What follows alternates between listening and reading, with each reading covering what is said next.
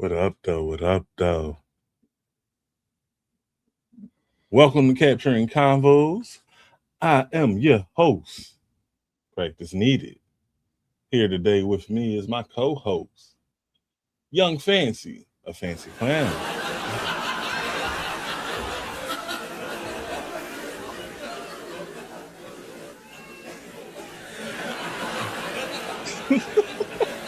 How you feeling today, Fancy?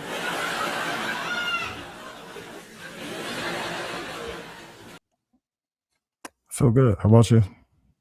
I'm feeling pretty. I'm feeling pretty good. That clip. I was expecting that shit to end like 3 times, but that shit just kept going, bro. Yeah, no, you picked the long one. There's a regular one, I think, but you picked the long one. Nah, the long one's good. Pause. The long one is real good. that shit was on point. I gotta pick my moment to stop it. It gotta fade out. Like I gotta fade that shit out. Yeah. I'm getting feedback. I hear my voice. Yeah, no. I opened up the stream so I could send out some invites. Okay. All right, let's go. Invites coming. I met somebody playing 2K today. Who's deciding they wanted an invite to the podcast. Okay, word. Yeah, it don't matter what I be doing. I be talking about my podcast. So it's like, what time you gonna be back on? I was like, actually, I'm not playing 2K no more today, bro. I'm podcasting. Yeah, I actually had that feeling for like the first time in a really long time today. That's me every day. Every day. No, it's not a challenge for me. Podcasting is like, it's easy in the sense that I look forward to it. I could spend a good bit of time doing it and anticipating it, and I don't feel no type of way. But today it was actually hard because I fucking found a game that I like for the first time in a long fucking time. So now I get to have that contend with my time. I just started Cyberpunk like a couple days ago. Okay, yeah, I noticed that. Yeah, it's been a nice time. I've enjoyed it thoroughly in various aspects. So I'm like, damn, that's not what I was hoping for at this stage in my life. Interesting. Why wouldn't you hope for good gaming? Because I don't got no time for the shit that I already got to do for the most part. I mean, that's a shit excuse, but it's just not my priority to be gaming right now. It shouldn't be, at least. But lo and behold, it has become, at least over the last 2 or 3 days, it has become my like almost favorite distraction.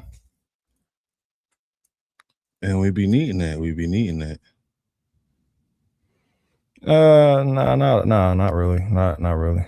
Like, no. Some of us need balance. We all need balance, but I don't think that we all need distractions. I don't think that I need distractions.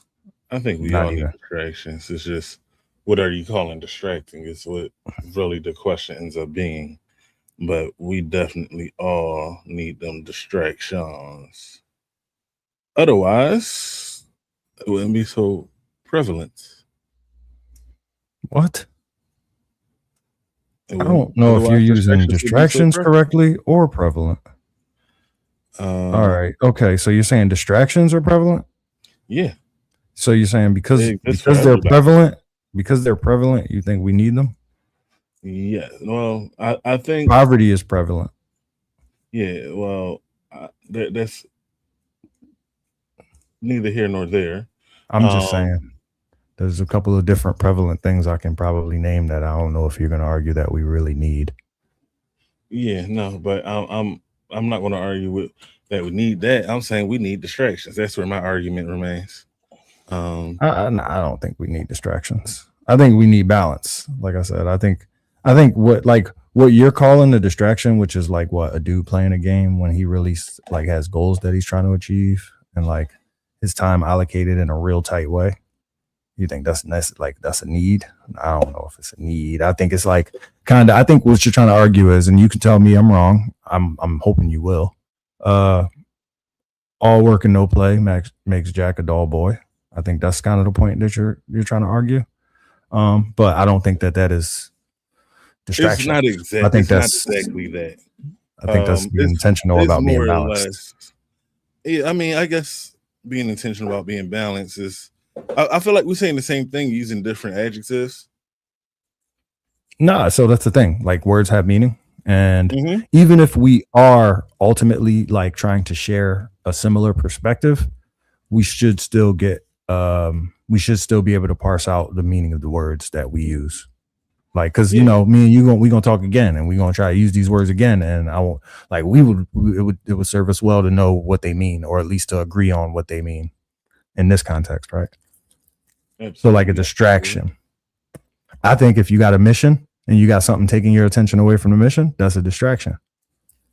I feel like distractions, and I'm going to use the verbiage you were using, can help balance things out because you can be overly focused to the point where you're making mistakes. You're too focused on one thing.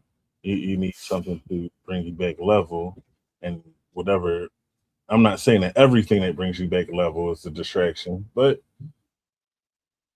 distractions can bring you back level. Well, I don't think I'm too focused. I think I'm not focused enough, and I think distractions are stealing my joy and my time on the back end because of instant gratification. And I think that I would do well to fight those temptations in my life. Definitely can't tell you how to live.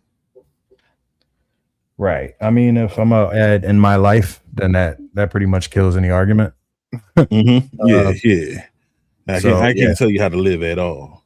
Yeah, I mean, is there like to that subject? Like I said, I see a distraction as something that detracts from the ultimate goal or point or anything like that. Unless we're going to actually look it up and come to a conclusion as to what we both know it should mean. You know, it don't. You know, it's a subjective. It's a subjective argument that we're having about words, and like semantics is just stupid shit to argue about because words have meaning, but meanings vary to various degrees depending on what day and what region and what room you're in. Dialect.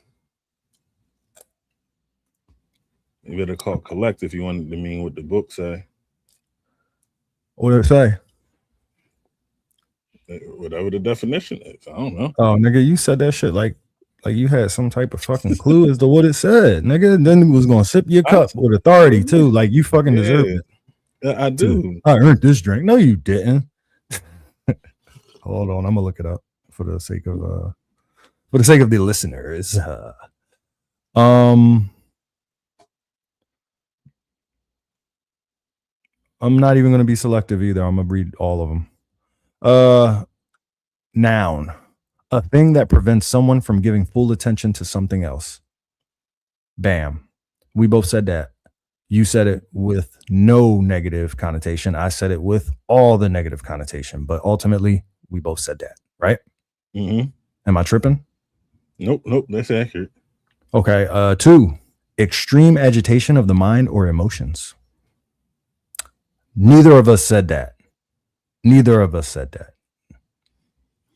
That talks to my point, but I'm not subscribing to that definition at all, to be honest with you. Say it one more time. Extreme agitation of the mind or emotions. How does that talk to your point? Because I said I added all the negative connotation. And okay. I said you added none of the negative connotation. Okay, I'm caught up. Okay. So yeah, even though that speaks to my point, I don't subscribe to that. Extreme agitation of the mind or emotions is not what I think of when I think of distraction. Mm-hmm.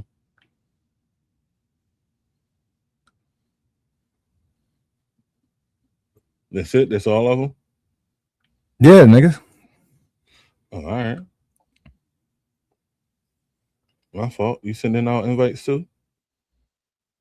No, I'm reading. Oh. I'm going over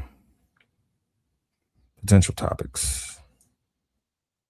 Oh, gotcha. But I'm also intentionally being a little quiet just in case you had something you wanted to say, because I've been, I have a tendency to talk. I mean, that's part of why we do this, because we like to talk. I'm just waking people up because I'm pretty sure my friends be well. It's Saturday. I can't say everybody's asleep, but Yiggy, yiggy, yiggy. I feel like Yiggy, yiggy, yiggy, I'm sending the people. I'm cold calling right now. People I ain't talked to. I'm deep down in the people I ain't talked to since April.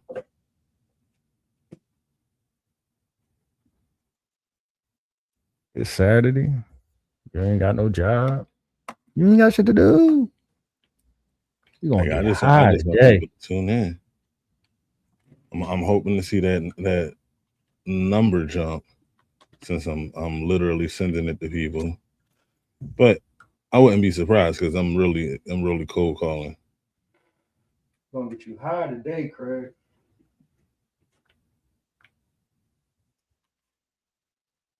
Supposed to tell me when you walk away so I can have something to say. I'm right here. It don't matter. Listen, it's a podcast, and I know I'm not talking into the mic because I'm up looking for shit. But if it's a podcast, if we are both sitting on the camera and silent, it still sucks. So sitting on the camera silently is worse, if not just as bad as That's why I say you're supposed to tell me, especially when you stepping away, so that I can then turn. I could stop sending these links for a little bit. Oh, I gotta learn to let me see. I gotta text Mav, my homie over on the West Coast, because he don't have a Twitch anymore. And now I gotta get the goddamn YouTube. It should be up on YouTube. All right. I mean, did you click YouTube when you? Ooh, excuse me. Hold up. Yes, I clicked YouTube. Ooh, I hate when this happens. Yeah, I click YouTube, so it should be up on YouTube. So now it's time to check if it's up on YouTube. I don't know why isn't just me. Yeah, there we go. All right, this time I'm actually stepping away for a moment. You said who?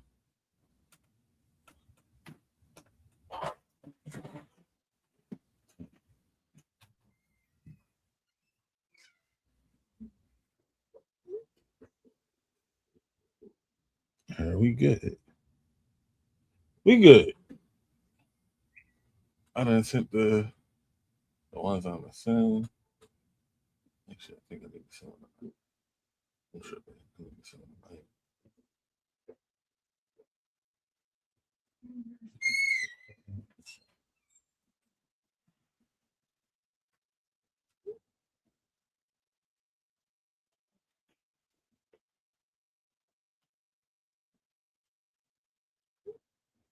Yeah.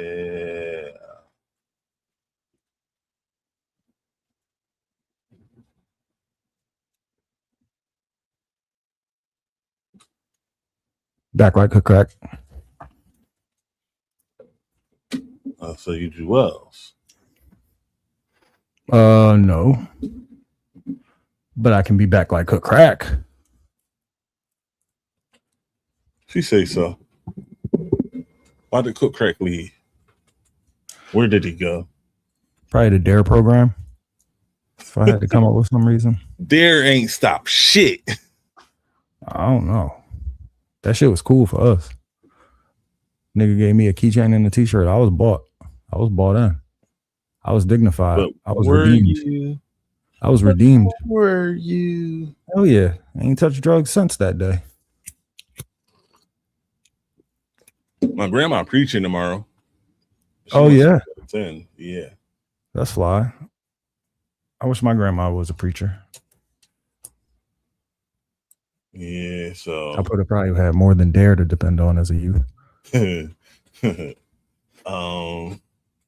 What you doing tomorrow, bro? You working? You know it. All right. Yeah, I'm working. I Not have no only idea if I'm attending. not only am I working, but I'm working off of this. So like I'm probably not gonna get no sleep before my shift. And then I'm gonna be you know what I'm saying? I'm gonna be toughing it out for the day, thugging it out. By about 3 o'clock, I'm gonna probably be like The Walking Dead and shit. I love that show. How did you like that show? I don't know. Never watched it a day in my life. I do remember one time when at band camp. I went over niggas' crib to watch I think the NBA finals or something like that. Mm-hmm. And niggas had Walking Dead on one TV and had the finals on another TV. So I believe that I believe it played in a room that I was in at one point in time. But no, I never watched it though. You know what I did watch? I watched RDC play the Walking Dead video game. That was like a 8-part series or some shit, if I'm not mistaken. Yeah. You know, it's a good fucking video game to watch. I need to buy it so that people can watch me struggle with it. The Last of Us. They played that too. Yeah. I think they I'll played be that. watching. Probably. I wouldn't be surprised. No, they played that.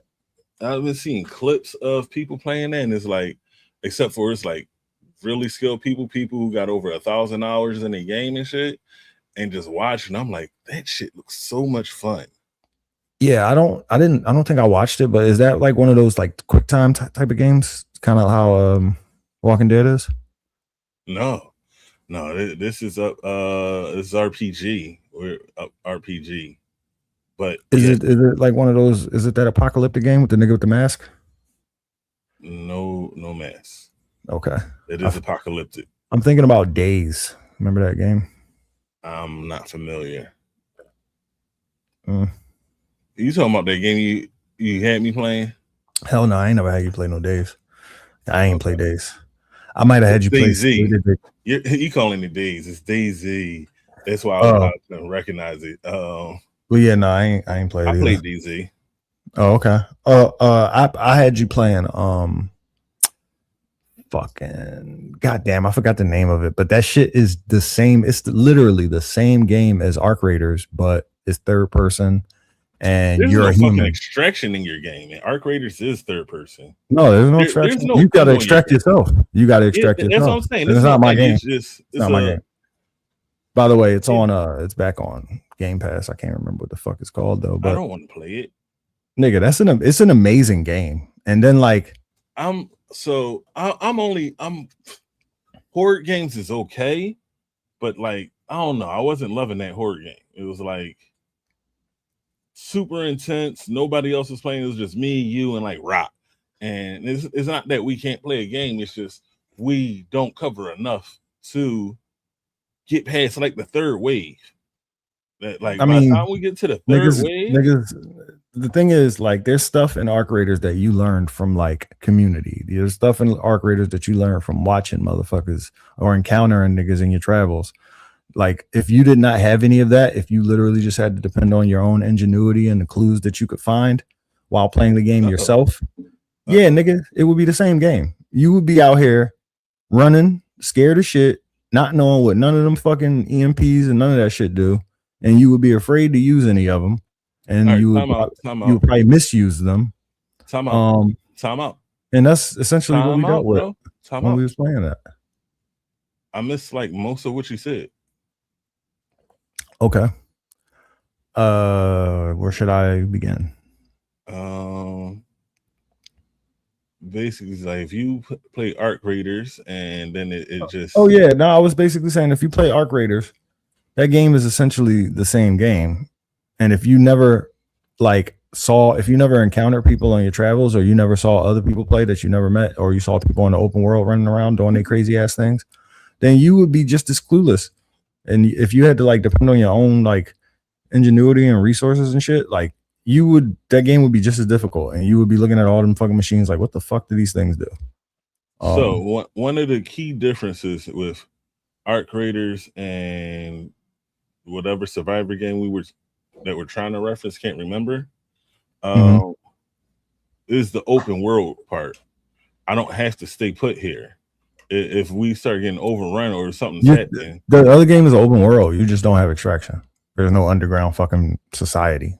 That's the difference. well, the game mode that we all played, we were bunkered down defending a specific point. No, that's not true.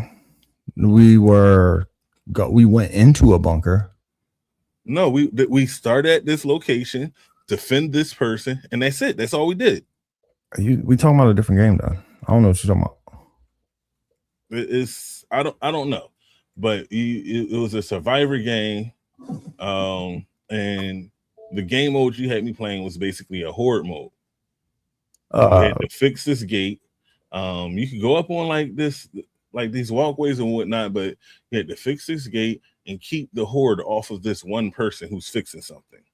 Nah, that wasn't. I don't know what you're talking about. I sincerely don't know what game you're talking about. Okay. I mean, that's cool. We must have played a lot of games. That sounds more like State of Decay. I had you play State of Decay. Was it zombies? I think that's the game. Yeah, that was State of Decay. I'm not gonna sit here and argue with you that State of Decay was a great game. No. I'm looking for that, John. I think it started with an M, so I should be able to find it. What, a game that we played? The other one that I was telling you about. Like, all right, so when we played, you and me, when we streamed, you picked a female and she had cakes.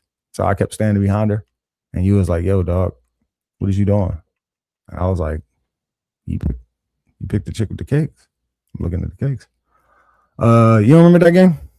Yeah, I remember that interaction. Okay, the game was called Generation Zero. Okay. It was a bunch of big fucking mechs in the future, and you were just running around by your damn self, just dealing with it. It was very difficult. Yeah. There was a lot of stealth involved. Yeah, no, I probably enjoyed that game. Yeah, I can't see how you wouldn't. It's literally the same game as Arc Raiders. It's just third person. Actually, Arc Raiders is third person. Yeah. It's more, I don't know. You're a kid. Doesn't have an extraction. You just keep on pushing. Exactly. I remember like we had to go to a church or something. Yeah, I enjoyed that game. I don't have no qualms with that game. Yeah, we was in the church and the bull was fucking that church up while we was in that church. You remember that church? Yeah. I ain't had no problems with that game. That's what I'm saying. Like, State of Decay, I had a problem with. Nigga, I ain't bring up State of Decay. I don't care. Yeah, no. All right. Well, we on the same page, but yeah, so the whole conversation we were just in, I was talking about State of Decay because that game bothers me. Yeah, we should start doing research like earlier into these conversations. Well, you acting like you could research a live action conversation. We didn't notice where we was at, right? Yeah, I suppose so.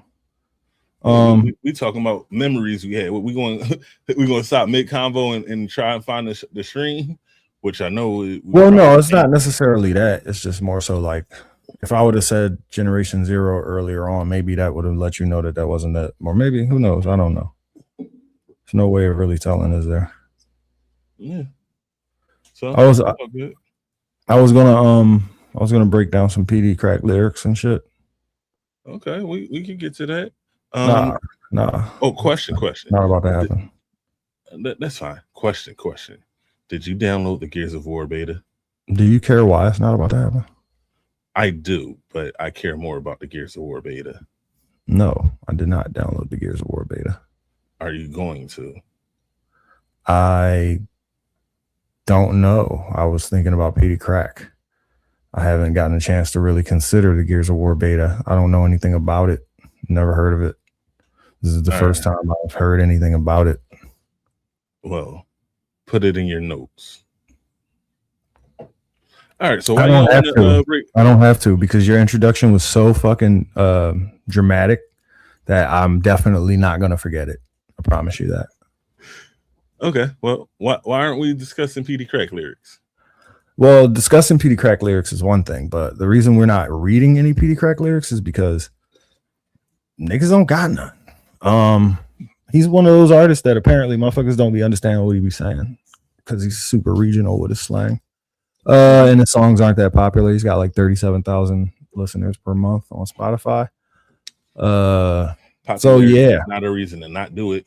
Um, Well, so how about this? Because I like for things to be even and fair, and it's our fucking podcast, so we're gonna fucking all right. So anyway, this is how I see it. This is what I see. Right? If we you could do PD Crack lyrics from memory or whatever, like whatever you find. If we can't find something on like Rap Genius, but I feel like he's talented enough for us to talk about. Um, and that's all we care about is good music. Like whether people know them or not, this could be their introduction to them, and then they'll come back and say, "Yeah, capturing convos introduced me to PD Crack," and I'm okay with being that for somebody. okay. Well, I have contributed to Rap Genius on occasion, and Mhm. I definitely have written lyrics just to learn them. So there is a slight chance by the next time we record that I might actually just go and transcribe the lyrics that I'm looking for that I actually wanted to share. Mhm. But that was my main issue. My main issue was that they don't have anything that I give a fuck about as far as PD Crack lyrics. The only thing that I could find online that they had lyrics for was like, fucking Flip Side, As One, shit like that.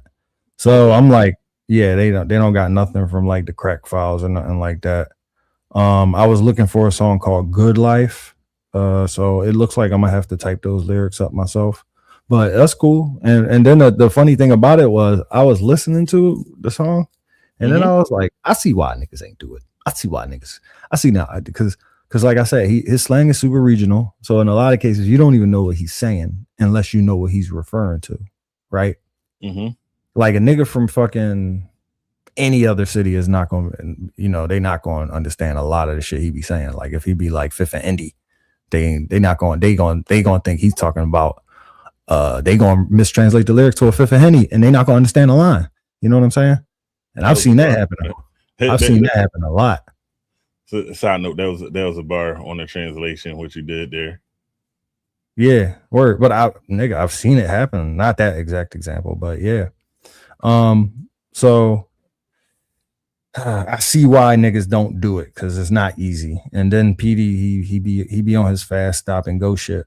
And it's really impressive, but it's also I could see why a nigga wouldn't be sitting there trying to type that shit down. And like even right now, like I'm going down the Rap Genius page and like they ain't got shit. I just came from Shazam. Like it say they got shit, but then you click it and it ain't shit. It's just credits. It's Mm. crazy. It's just credits. Um, you know how Spotify has lyrics for certain artists. Yeah. Spotify claims to have the lyrics for his song "Good Life." You click on the link, ain't no fucking lyrics. It's a track, but ain't no lyrics. They like, yeah, you could hear them. You could hear them, right? Yeah, they there. You could hear them. But I will say this though, in anticipation of us being able to read some PD Crack lyrics at one point, because you did say that he was like 2 of my top 5, which at this point in life, I'm gonna go ahead and agree with. For my last like 7 years of listening to rap, I think 70% of it has been PD Crack. The other 30 has been Styles and no. I'll say 65 PD, 30 Styles, and then 5% of like just YNs, just whatever random gangsters and stuff like that. Okay.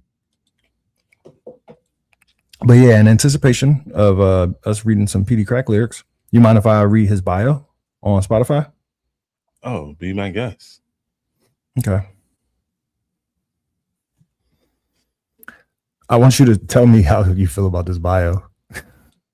Set apart by his unique vocal markers, a high nasal tone accompanied by his stop and go flow, North Philadelphia native Petey Crack, born Pedro Zayas, gained notoriety through his guest verses on material by his Rockefeller label mates and state property cohorts, Beanie Siegel and Freeway. The Philly MC first signed to Rockefeller Records in 2001 with the help of his friend since high school, Freeway, who had joined the label before via Beanie Siegel and his state property Entourage. Petey's first proper single, One for Petey Crack, taken from the soundtrack for the movie Paid in Full, came out in 2002, charting in the R&B hip hop top 40. His appearances on various Rockefeller albums, including Jay-Z's The Blueprint, The Gift and the Curse, and Freeway's Philadelphia Freeway, notably on the latter album's radio single Flipside, were usually standouts, and his mixtapes gave him a creditable reputation among hardcore East Coast rap fans.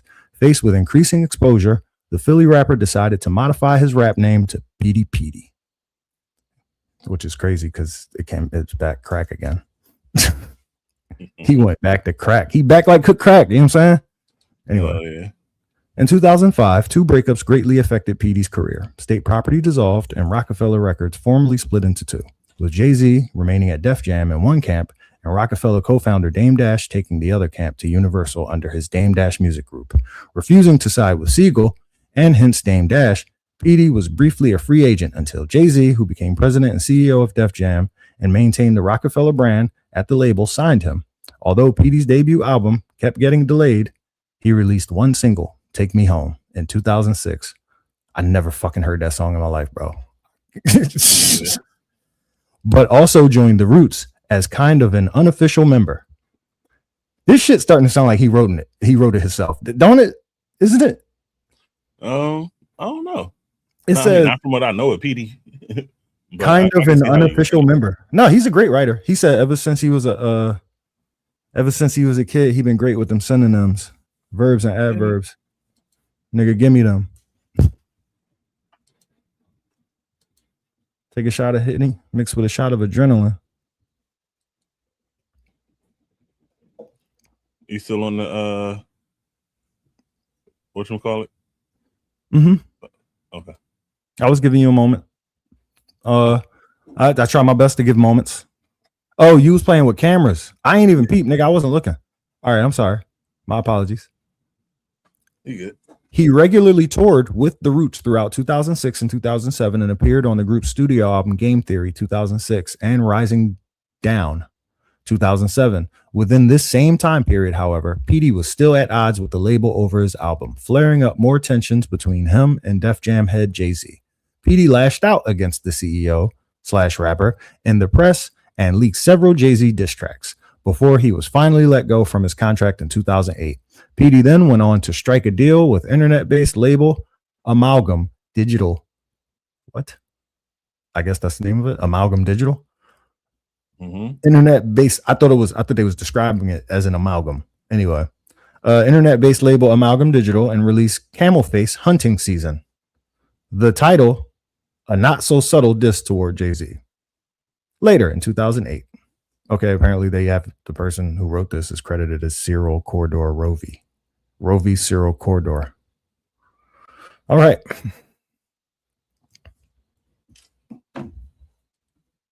For the people viewing out there, so Petey Crack look like. So if you're unfamiliar with Petey Crack or P Crack cocaine. P Crack is back.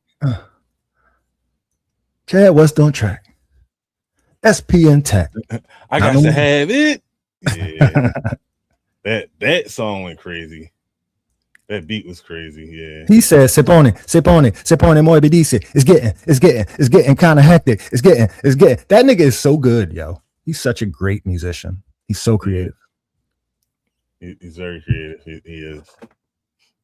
He did a whole Mona Lisa. He did his own Mona Lisa. I'm hyped. And why am I hyped? Tell me why you hyped. Tell me why you hyped. I'm getting things in the flow of things. You ain't has to ask me to pull up a share screen. I pulled up a share screen because I knew we was gonna have shit to share. So while you was doing that, matter of fact, before you did that, I had the share screen ready. But then I was like, you know what? I don't need to be on camera for while he's talking about goddamn Petey Crack. I ain't got nothing to say right now. And boom. So it's like it's just getting better and better and better and better. So you know how we talked about one hit wonders last time, and I guess Petey kind of falls into the category of a one hit wonder, right? I don't think he does. Well, he outlasted the one hit wonder thing. He's like more in the 15 minutes of fame. Okay, one for Petey. And then he got that one song for Petey, Neo. it charted. He's on flip side. He's on flip side. He's on flip side. Neo. And then we was just I singing. don't even know that Neo song. We was both singing "Got It." Yeah, but that's not a real song. You absolutely know that song. You just really, yeah. It's that song. Is it on the Neo album that we was just talking about that we bought back in the day? Yeah, okay. Like, so yeah, I know it then. I just wasn't a PD Crack fan back then, which is crazy to say. No, it's true. It's true. I didn't appreciate him back then when it was state prop. I was like, first off, when it was state prop, I'm gonna be honest with you. I appreciated Beans. Yeah. And I appreciated Oskino. Hell yeah. And I appreciated and I appreciated Chris as potential and his voice. You know, voice flows potential. I appreciated Chris, but I wasn't like, I need to hear the new Chris. I need to hear every Chris track. Nah, I was like Beans. Whenever Beans drops, I was like, I need to hear every Beans track. I need to hear some new Beans shit. Like same thing with Oskino. I was like, Oskino got a new mixtape. I need to hear it. Skipping all Emilio verses. Nowadays, oh my God. Nowadays, you can't pay me to listen to Oskino verse. And I will definitely go back and listen to every Emilio verse that I could find at this point in life. Yeah. He just like Petey to me. Like that fucking unorthodox stop and go flow. Like that shit crazy. He said, I don't blame you, young blood. I blame your old head.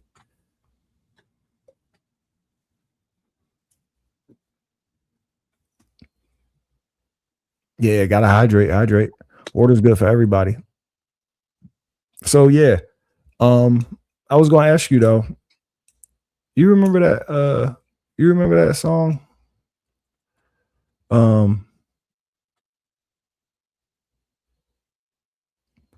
I tell you once, I tell you twice. That's like a thief in the night. All right. So do you remember that song though? Yeah. Okay. I literally just told you the artist. Do you think that is a bigger song than his first song? It might have grown that way, but it's only because he passed away. Because I feel like the baby is trash on that song. Lil Baby did his thing. I don't feel like he did anything exceptional on it. But I think after he passed away, that song was released, and that kind of is why that song grew to what it is. Because he died. Yeah. Oh, okay. Because like basically what I was getting at was like that was like commercial crossover, you know, big features, like, you know, fucking, you know, he was dabbling in other genre type shit.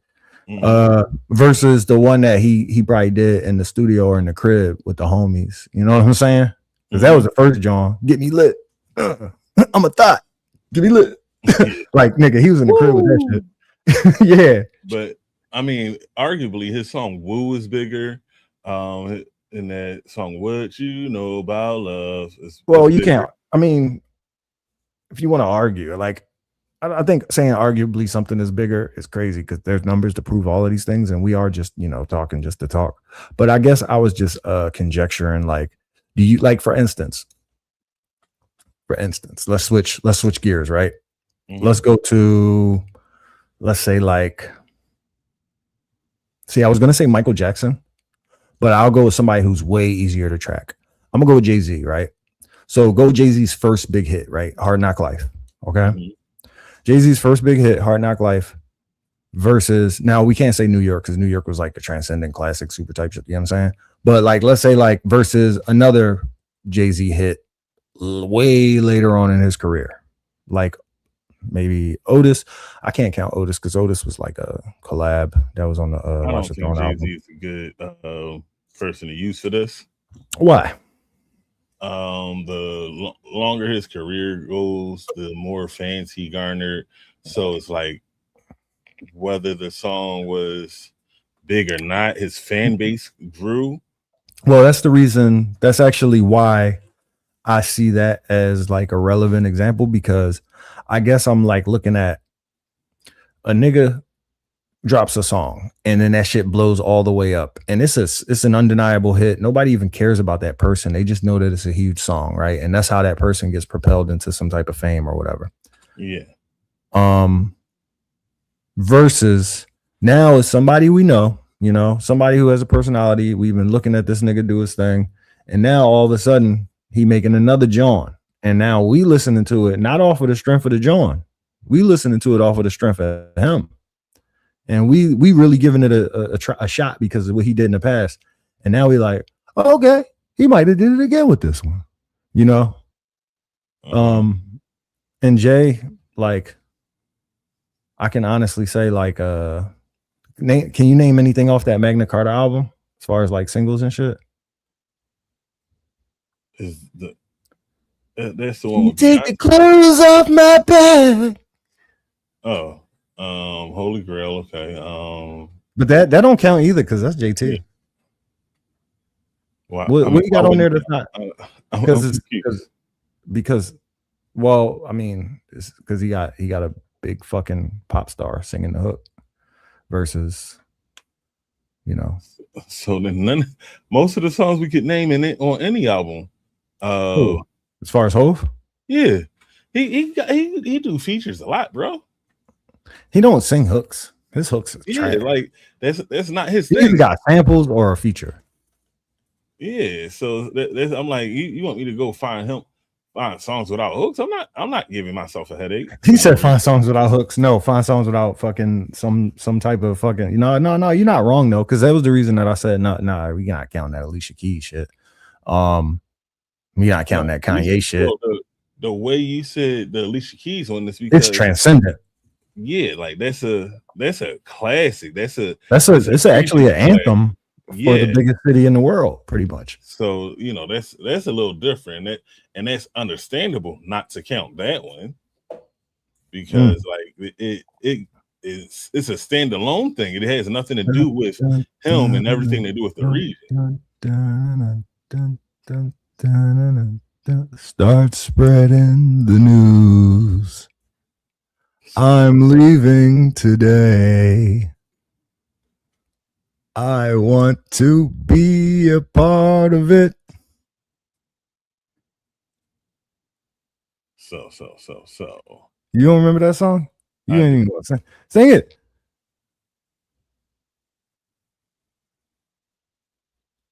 No. Mm-mm. You ain't gonna give him a New York, New York? I don't know what you were singing. I was singing. Oh, I thought you said you knew. I thought you knew the song. Oh, okay. I said, Oh, it was Frank Sinatra. Okay. New York, New York. That was like the next line. New York. Got you. Damn, it be. You know what's crazy? What's that? You like? Can you name a Madonna song? I can't. Can you name any songs by any white folks? What You Won't Do for Love by Bobby Caldwell. That's not a fucking. That's crazy work, bro. That's crazy work.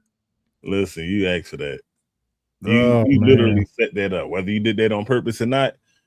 Can you give me another one like that's not Bobby Caldwell?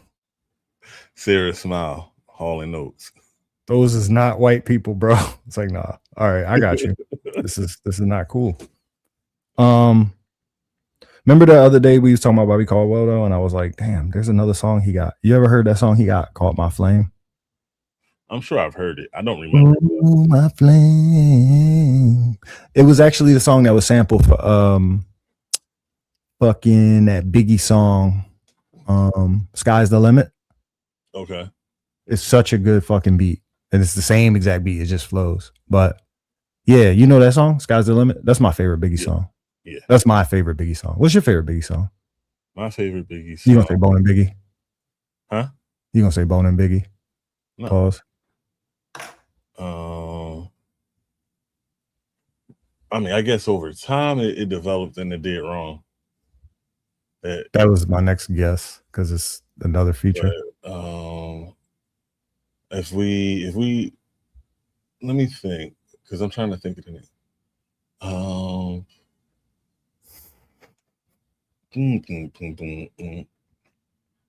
Hot, sicker than your average. Biggie, can't you see that motherfucker had me in a chokehold in my youth?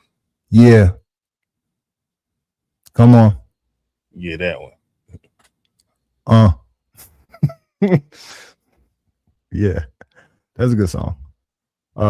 Hypnotize is great. Yeah, Hypnotize is amazing. He got a lot of really good songs, bro. absolutely. Like he has a lot of really, really good songs. It's like there's artists that do volume, and then there's artists that just like create like crazy works of art. And that motherfucker was making crazy works of art At a high clip. at a pretty high, at a pretty high clip. What he had 3 albums, and one of them was a big ass double album. Yeah, that was a pretty high clip. Yeah, for a career that was like, I don't know how long his career was, but I know I can't. I'm not old enough to speak about that nigga with authority. Yeah, you are. He literally dominated the airwaves of our childhood. Yeah, but I was a child. Like, I can't tell you how long. I can't tell you how long his career lasted. I can't tell you like, oh, first time we heard about him was. You could tell your life experiences though. Like you could talk about being 8 years old and hearing Biggie on the radio. No, I remember. Okay, I remember 2 things. Mm-hmm. I remember when I thought this nigga was God. Now, Lord, please forgive me, but here's why. 2 reasons. 2 reasons.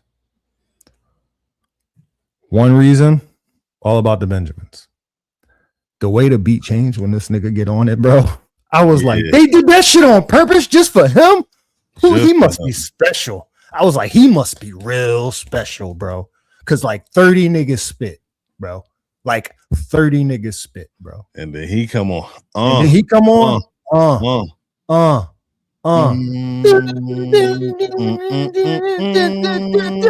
Fucking, I was like, oh, he taking it back. Like, yeah, he's the best rapper. Like, at that time, I was like, yeah, he's got to be the best rapper alive. Like, he's got to be like, nobody does that. Who takes their song and says, yo, this is a fucking great song, but for you gonna get a different song on this song. You know what I'm saying? Mm-hmm. A whole different song on the song that already was proven to be the song, like a hit song. Yeah, that's a hell of a risk to take. Not for one nigga. The All About the Benjamins beat is like a top tier S tier beat. Like, doom, doom. Yeah, nigga. Yes, it is. Like that is what I want to do. Artful. Like what they did with that beat is just pure art. Just because it just sounds. It's not even like instruments. Damn near. It's just fucking. It's like sound effects and shit. And it was like, well done. They tried to do that shit again with a couple of them early Jay-Z songs, but that shit was trash. But that beat was special. That was definitely one of those songs where it's like very special. Even the nigga who made that John, I'm sure that nigga never made another beat that sounded like that, you know? Yeah.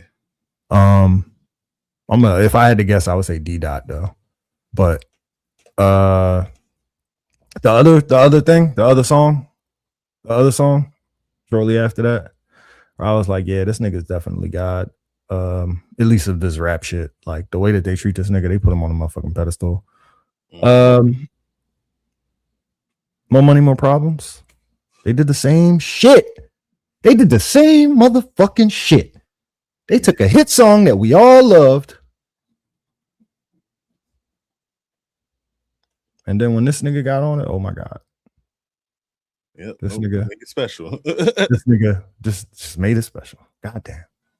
Yeah. Custom fitted for Biggie. BIGPOPPA. Yeah. He one of them ones. Absolutely.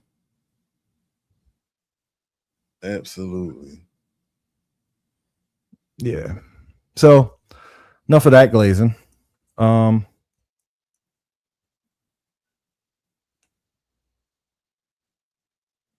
I've noticed a couple of different things. How long you been watching football? I couldn't answer that question. Do you know very much about the Eagles? I know. Like back in the day? I know some things. Like I don't know. Like it'll do you well to just continue and see if I could chime in. Okay, so my homie was out looking at jerseys and shit. And he was like, "Oh shit, yo, they got these fucking AJ Brown jerseys in this joint for like a dub. You want one?" I'm like, "Nah, I'm good, dog." And you know, niggas is out there tossing them around like ice cream. Like, you need one? I got one for you. What you a small? Here you go. But I was like, you know what's crazy about that?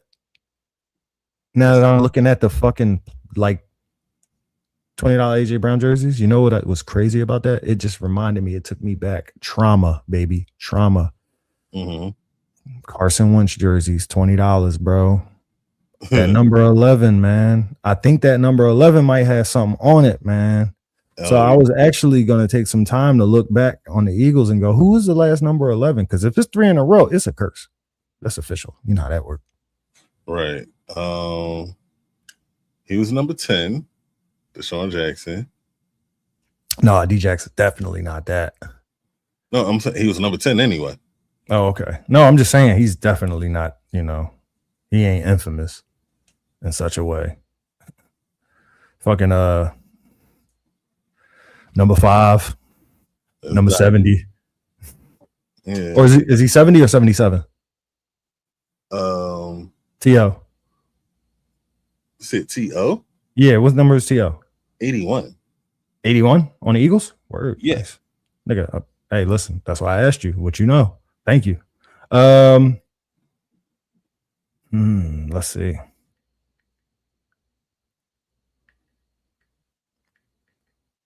Because that's usually, so the thing about it is I listened to a podcast recently, and I listen to a lot of podcasts. I actually want to ask you later on if there's any media that you're going to want to highlight, but I'm going to get to that at some point.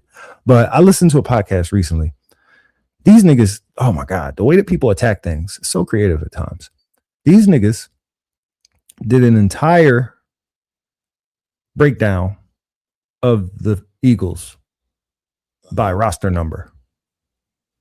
Okay. So not only did they comment on the number, they comment on whether the number fit that person, whether the number was like a positional thing, because you know they opened up a lot of the positions with the numbers and stuff. Yeah, they kind of fucked a lot of shit up. It did, and like they be talking about how certain numbers is ugly, like mostly everything in the 50s is ugly.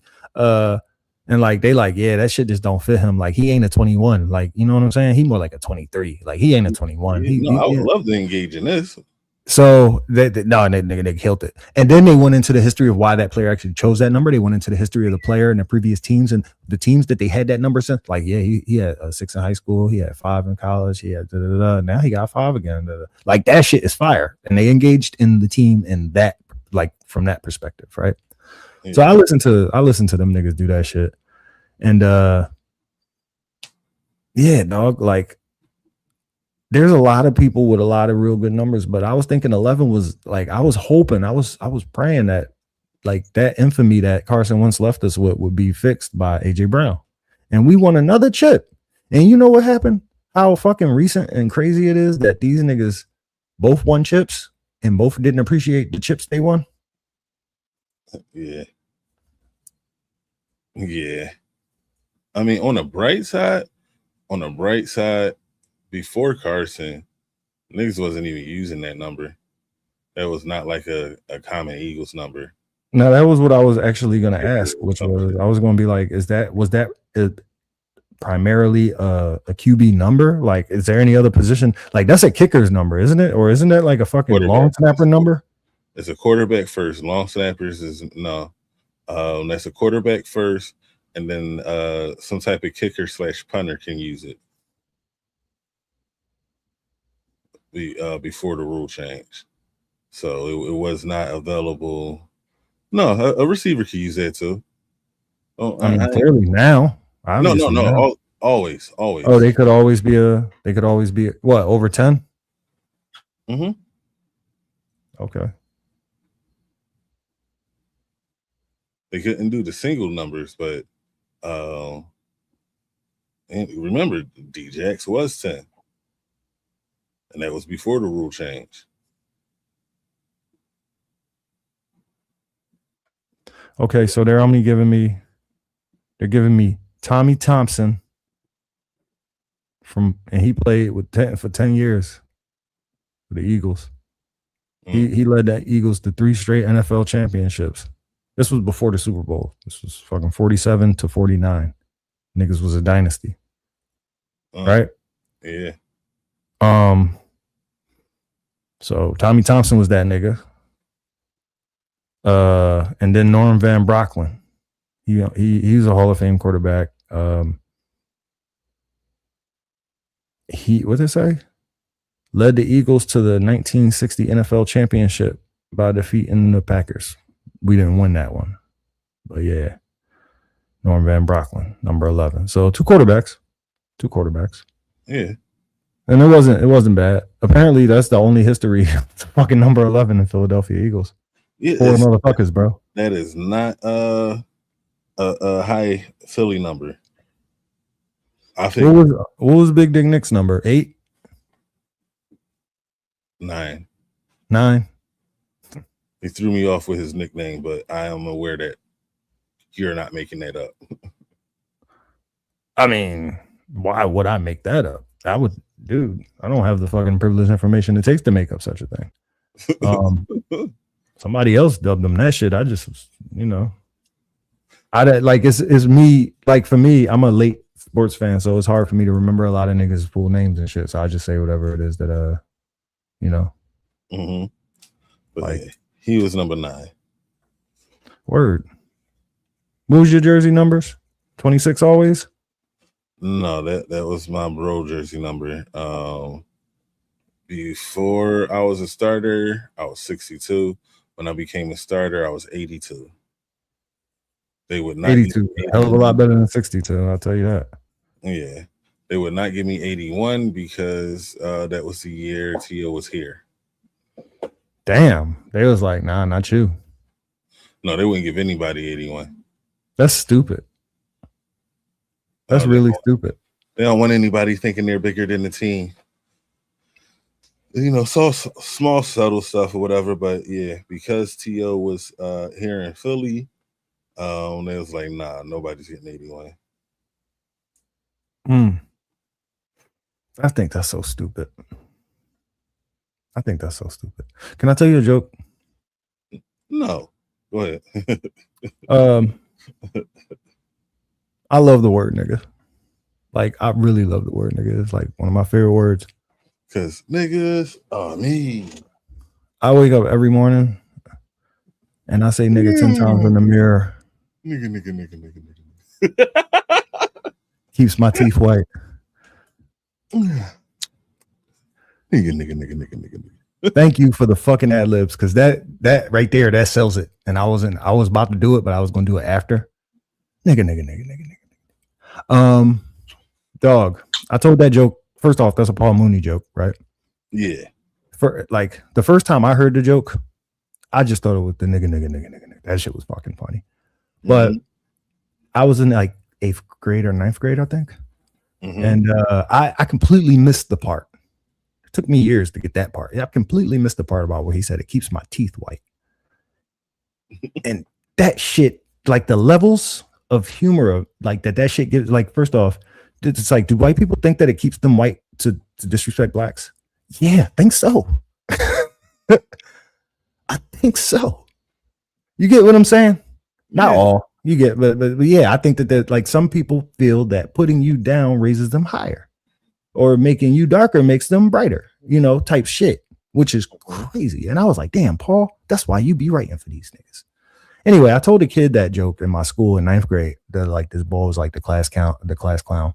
Funniest nigga in the whole class. He would say the wildest shit, do the wildest shit. It was definitely nobody beating his ass at home, right? Right. I told him that joke in 9th grade, and he was like, ha, ha, ha, ha, ha.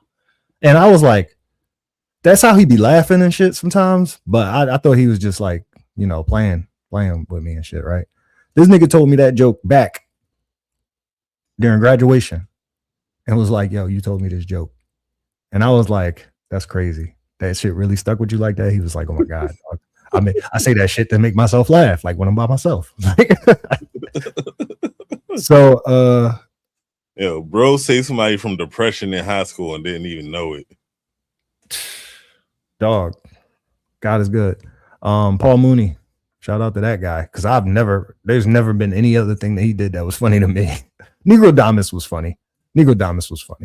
But yeah, it had moments. It's it like, had moments. It wasn't always a hit, you know. But that yeah, joke to me, to me, that joke was like a real good highlight of Paul Mooney's career because he had a really controversial career. Like him and Richard Pryor was beefing at some point. They kept calling each other gay, and then everybody was calling them gay together. And like Paul Mooney was his official writer, and you know Richard Pryor made a lot of movies, and they did work together. But once they fell out, like it was real bad. And you know how beef is. Beef is bad for black people. I think beef is bad for black men, in my opinion. yeah. But you know, I don't create it. I just get gratified by it. It's hard to digest, bro. What's that? Beef. Nah.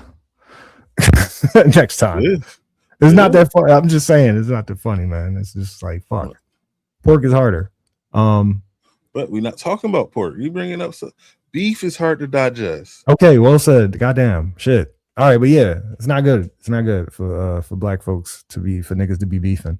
But Richard Pryor, Paul Mooney, they had a whole bunch of nasty shit to say about each other, which basically broke both of them down to me. And especially, you know how close they was. You know that they was friends, so you know that the things that they were saying about each other was like literally hurting each other in the background, right?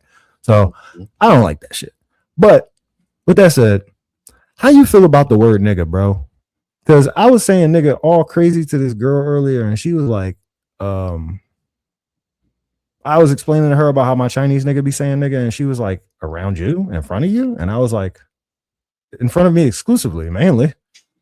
And she was like, and I was like, well, you know, we got a complex relationship with that shit. Like, I got people in my crew that's not necessarily all black, right? Everybody that I grew up with ain't black, but they all grew up in the same hood, same circumstances. We all learn to talk at the same time, and we all learn to talk the same language when we learn to talk. So it's really more of a circumstance of society and culture than it is like a hard-edged definition and meaning of negro, you know, negron. Yes. I love the word. It only is second to bitch. Bitch is my number one word, and then is nigga. So I know that about you. Bitch is your number one word. I know that about you frequently. So yeah, I'm a fan of the word nigga. I'm not a fan of I'm not a fan of being called a nigga. I'm not a fan of other races saying nigga. What about when I say nigga? Like I said nigga to you, I think aggressively at some point in this conversation. Did that make you feel any type of way, or like should I like definitely didn't say it aggressively to me? I didn't say like nigga. I think I was like nigga or something like that. You know, like an accusatory manner. Even if you did, that didn't come off as aggressive. Right. So to me, nigga don't mean bad. Like if somebody calls me a nigga, I don't see it just as inherently not a good thing. No, I don't see it that way. So it's like someone that's not of my culture calling it, like saying that it is very uncomfortable to say the least. Like, you know, if I'm gonna minimize it as best I can and not make a big deal out of it. It's uncomfortable. May I jump in a little bit? May I kick a little something for the go ahead? G's and that's not Biggie. Anyway, what if they're Puerto Rican? It depends on where they come from. Puerto Rico. No. North Philly. I would probably let that slide. Kensington? No. Roxborough? No. So no Puerto Rican from Roxborough is calling you a nigga and getting away with it. I can't necessarily say it because I don't be knowing where niggas is from. But you know, if it's something that's obvious and I should know, then I'll probably have something that's, I don't know. It really depends. I might just never be around that person again. Well, you know, lots of Puerto Ricans are white passing. Yeah, and that's part of why I don't feel like they should be saying it. So that was what I was nigga. Sorry, that's what I did. But nigga, that's what I'm talking about though. Like you don't. That's the answer to my question. You could have just said, "No, I don't feel like they should be saying it." No, because like, all right, you and I share a homie where it doesn't even occur in my mind when he says it. No radar goes off, right? And he technically could be white passing. No, he's super white passing. He look whiter than a So Puerto Rican.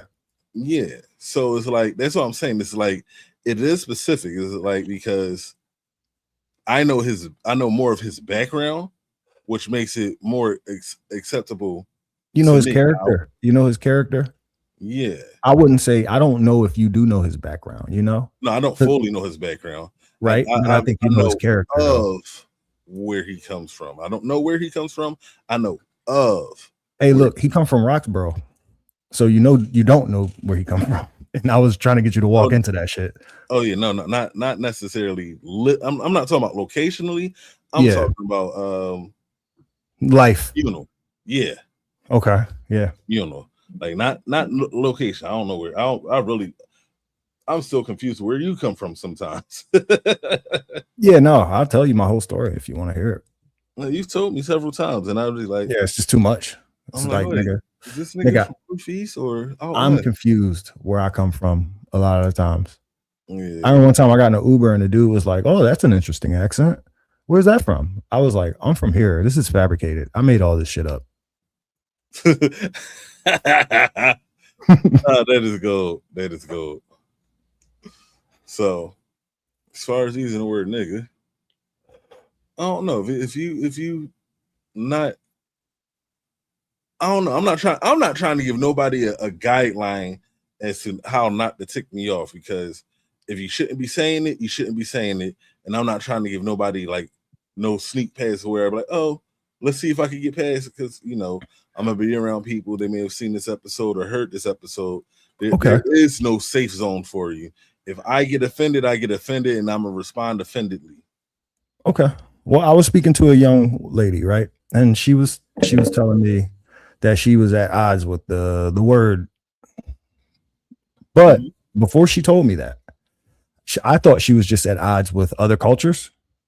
And I'd mentioned that I had one homie who was a Crip, and like this nigga was toting guns and smoking Newport 100s like since he was in 8th grade, like just straight up from the hood, like the projects, nigga. So like, and I'm like, I'm not about to tell this nigga he can't say nigga, because he about to go back to a place that's way more difficult to exist in than I'm existing in, and that shit might be getting him by. You know what I'm saying? Absolutely. So in my perspective, I'm not gonna gatekeep hood shit. I'm not gonna gatekeep struggle. I'm not gonna gatekeep poverty, and I don't want to equate that with niggas, but I want to equate culture and society. And I want to say that the context breeds the language. Just like back then, Shakespeare was writing that shit. Wasn't nobody talking like that. That shit was for the fucking that was formalities. That was for the fucking aristocrats to talk like. That was for the fucking bourgeoisie and all of those motherfuckers. The motherfucking the proletariat wasn't talking like that. Niggas wasn't walking around reading that shit. The niggas couldn't read back then. Right. So like, there's definitely there's a nigga who, like, all right, I grew up in a place where we had white folks whose moms and dads was on crack and heroin, and those kids was coming to my school, and they was dealing with whatever they was dealing with, and them niggas was smoking Newport 100s in 7th and 6th grade too, and them niggas was slinging crack by the time they was in 8th grade, and they was completely white, and they was saying nigga, and I was like, I'm gonna have to walk past 5 of these niggas. What's up, niggas? What's up, nigga? All right, I made it. Yeah, I don't know. It's a very complicated. I was telling the girl that it's very complicated, but then she revealed to me that she just doesn't like the word in general, and I was like, wow, that's scary. Me not being able to use that word. So I remember I was like 14. I had just met my first really suburban girl or whatever. We talking on the phone all the time, yada yada. But I mean, she was really, really suburban, and I was fixated on getting her to say nigga, and she was not trying to have it. One day she finally did it. Is nigga, and I fucking hollered. That was when you should have flipped the script on her and it was like just straight up gaslit the shit out of her, and then you'd have had her for life. That's pimping, B. Yeah, I didn't possess, so I'm not good on that. But I'm not either. But I was amused. In retrospect, everything. I can say I was thoroughly amused. Yeah, I did that. One of my homies named Steven in a bar. I was like arguing with him. It wasn't a real argument, but it was like a little back and forth, like how I do with you oftentimes. Like I'll say some words and you'll say some words. And then so I was like, yeah, we should go here. And he was like, no, we should go here. And I was like, no, man, we should definitely go there. And he was like, we should go here. So then my other nigga, who was basically the deal breaker, walks up. And I was like, yeah, I'm trying to go here. But Steve said niggas should definitely not go there. And Steve was like, I didn't say niggas should not. I was like, Steve just said nigga. And yo, Steve said nigga. And I held that over him for like a fucking whole year. Oh yeah. And then like he's clearly not that guy. Like I don't perceive him as a racist. He was super apologetic about it. Like that shit was very uncomfortable for him to be put in that position. He you know, but he probably didn't grow up around niggas, you know? So like he didn't grow up around niggas. I know he didn't grow up around niggas. So yeah, that's funny to me. But I know some niggas that just be sitting here like shaking their head at me like, tisk. You just giving the white man the power. You just letting them have it all, and you just laughing at it. I know that there's some niggas who feel that way. I'm somewhere in between because I also found it amusing, but I could also like, as the year went on and you're holding it above his head, is like the amusement would be there, but then one time I was in a bar and I said nigger. One time I was in a bar and I said nigger to a bunch of niggers and they just laughed at it. Ha ha ha. That's Steve telling that story 10 years later. Yeah. I can't be around for that.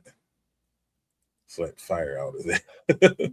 No, but see, that's the thing. Like, if I thought he was that type of person, then I wouldn't have been spending any time with him in the first place for it to even be, you know what I'm saying? Like, yeah, no, I get you. And I'm not trying to knock it or nothing. I get you. But yeah, like a lot of people was like, yo, don't play with people that like that. Like the next thing, the second time he said it ain't gonna be funny, is it? Right. But then it's like, nigga. Yeah. It's crazy out here, bro. Like it's not that crazy, but niggas want to make it crazy. Not niggas, but everybody. Everybody's a nigga. So everybody is a nigga. Niggas is everybody. So yeah, I love niggas. Cause niggas on me. All right, I'll be back. He said this twice. Yo, do the game changer. Change the game. No.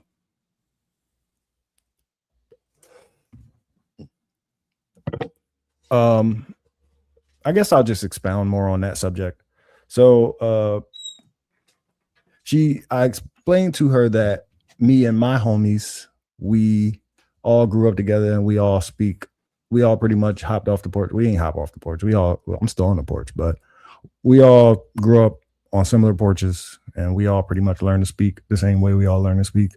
I got like Dominican homie, a couple Puerto Rican homies, Chinese homies, Viet homies, fucking Khmer homies, like fucking all types of homies. And niggas do all types of shit. So like I said, it's an interesting dynamic. And if I want to, like, maybe niggas is disappointed in me for not going and checking motherfuckers and being like, hey, yo, this is clear lines I want to draw. But to me, I like it. Like I push slightly in the other direction, which is I'm inclusive to my niggas. I'm inclusive to my bros. Like I want my bros to be able to talk to me freely and shit. And but that's my bros, you know, these niggas I grew up with. I'm not meeting people. Like for instance, the boy Steve, I'm not meeting niggas in my late 20s and just letting them say nigga, you know what I mean, or whatever the case may be. But yeah, I just now I'm gonna ask this boy, you back yet? Yeah, I'm back. Now I'm gonna ask this boy how, like his parents' relationship with the word. Oh, it was a cuss word in my house. Cause yeah, I can see that because your parents was old or is old. Yeah. Yeah. As a Old coach, I niggas can't don't say like that. nigga. Old niggas hate nigga, bro. They hate niggas and they hate the word nigga. And they can't stand niggas. And they don't call them that either. That's the crazy part. It's confusing. It's like how you refuse to identify him, but you hate him. Like this nigga Bill Cosby said, pull your fucking pants up. Anyway, nah, my mom doesn't say nigga. My mom started saying nigga when I started saying nigga more. Like I say nigga a lot, and then she started saying it. And my pop, I think I told that story already, right? I don't know. When I was in school and niggas called me nigga, and I was uncomfortable with it. I have no idea. I don't feel like I heard an uncomfortable nigga story from you. Here we go then. So I was in school, right? And niggas called me nigga. Nigga. I was hooping, I think, and niggas was like, yo, pass the ball, nigga. And I was like, the fuck? Why are you talking to me like that? Like, the fuck I do wrong? And then nigga did it again, but the second time he did it, like I knew I ain't do shit wrong. So I wasn't taking it as he's using it as a curse word or he's saying it disparagingly. I actually took it as, he just calling me that. Like that's just how he talking. So I went and took him to the side and was like, yo, don't call me that, bro. Like, and then I went home, put my key in the door and shit, opened up the fucking door, and my pop was like, what's up? What you want for dinner, nigga? And from that day on, everybody was a nigga to me. Like, my pop said it's cool, nigga. It's the coolest thing in the world. You know what I mean? Yeah. He said, "Burn." Nah, you should have did this one. Yeah.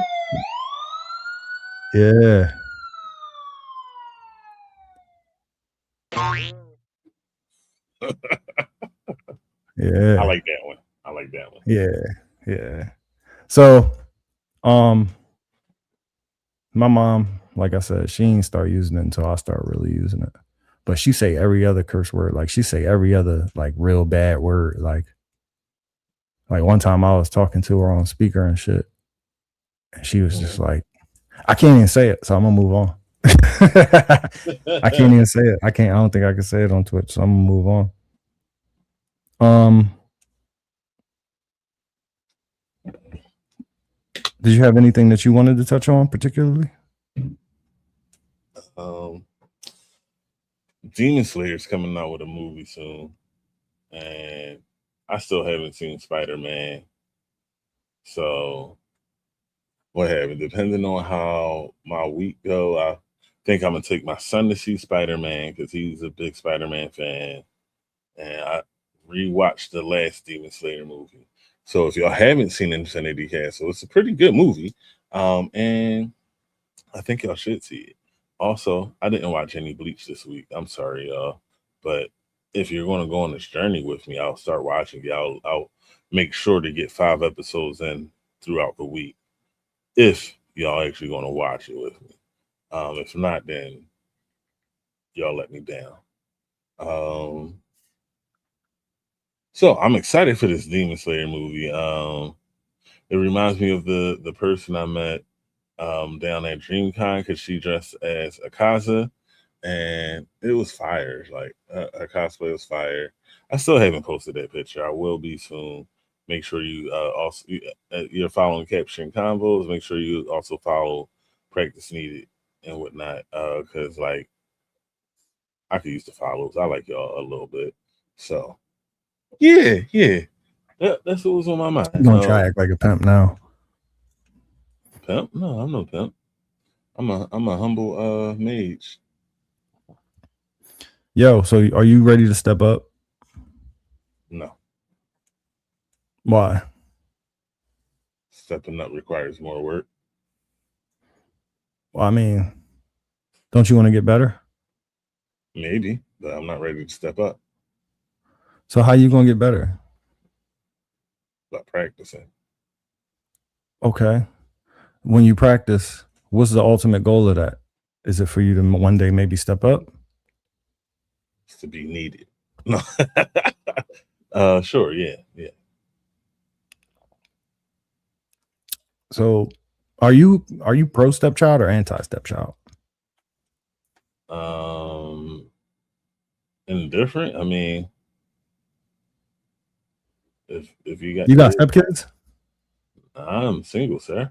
I do have No, I stepkids. know you single. I know you single now, but did you ever have stepkids? Yeah, yeah. I still got stepkids. Call me dad. See, that's a complicated ass relationship, ain't it? Because I was thinking to myself, and I'm not even like, this ain't no joke. This is very serious. Um, like, you like I asked you if you had. You said I'm single. Do you have stepkids? I'm single, sir. Have you ever had stepkids? Yeah, I still got kids that call me dad. Nigga, how do you know? Like, what are you? Like you just answered it two different ways. It could go two different ways. Like, how do you? And I'm not trying to criticize you for it. I'm just trying to say it's a complicated ass relationship, and I'm asking you to like help me define it, or like tell me how you was just defining it just now, because there was clearly some type of discrepancy. Oh, there was, but there wasn't. Um, I was just being adverse for the sake of adversity, not thinking about the actual children. And then when you actually ask, I was like, oh well, no, I'm still in these kids' lives. They're not even kids no more; they're adults too. But Trick love the kids. yeah, I'm still like important to my ex's children, and they are still important to me. How many X's is this? One. Okay, that's good.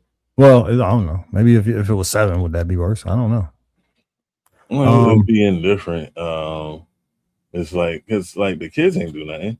The kids ain't why we ain't work out. So it's nothing wrong. It would be more than one, but for whatever reason, they decided they didn't want that to continue. So that's on them. Yeah, nothing. I'm trying to think if I ever dated a chick with a kid. I don't think anything springs to mind though. Oh yeah, no, yeah, there was this one time, but that was just like bad. That was super bad. That was that black chick I was messing with. I already knew what you were talking about. The one. Yeah. Yeah. Yeah. Your blanket statement. Thank you for remembering all of that. I'm gonna not even fucking reference that right now, just for the sake of going along to get along. I've already offended enough people on this show. At least so far. We got to get a couple more followers before I can. Funny note, like, because I be having friends watch. Sometimes I don't know they watching until like a week they later. tell you in real life. Yeah. So you've been pissing a couple of people off. Somebody who doesn't have a Twitch account was about to make a Twitch account just to cuss you out. Yo, that's the point. Good job. I explained that to him, like, hey, we're actually friends in real life. This is just how conversations go. Did they explain what it was that I did that was so effective? Oh man, nope, I didn't ask because I mean I'm gonna just have to start throwing shit at the wall, try to recreate that magic. Fuck. Yeah, I mean only I don't know. Dead homies. Like I'm gonna have to do it. I don't think you have to. I don't think it actually helps anything. I think you keeping it at this natural level is what drives it because not for nothing off stream it makes it easier for me to explain how I can keep this working relationship going. It makes it easy. Like, no, this is my friend. It's like this isn't what he's like off stream, or like there's a happy medium. Like this is how we talk off stream because that's what this is supposed to be about. Us capturing the dumb shit we do, but in front of the camera, or the dumb shit we say, but on air. So it's like, I want most of it to be as close to what our actual conversations is. Funny enough, random as hell. Talking to my brother today, he's like, "Yo, you talk too fucking slow," and I'm like, "No, you just listening fast." I'm like, "No, I do talk slow. I think, and I also think that's why I like growing up. I like Fabulous and I like Mace because them niggas talk slow too." And I was like, I actually just be formulating a thought and saying it as I'm formulating the thought. And then but I mean, if you want me to just get to the point, you could say that, and I cut all the road out and just say whatever it is. But I feel like that leads to a boring conversation. Is it my turn now? You don't get no turn. Nickel. Okay. But if you want to make your mark, you can.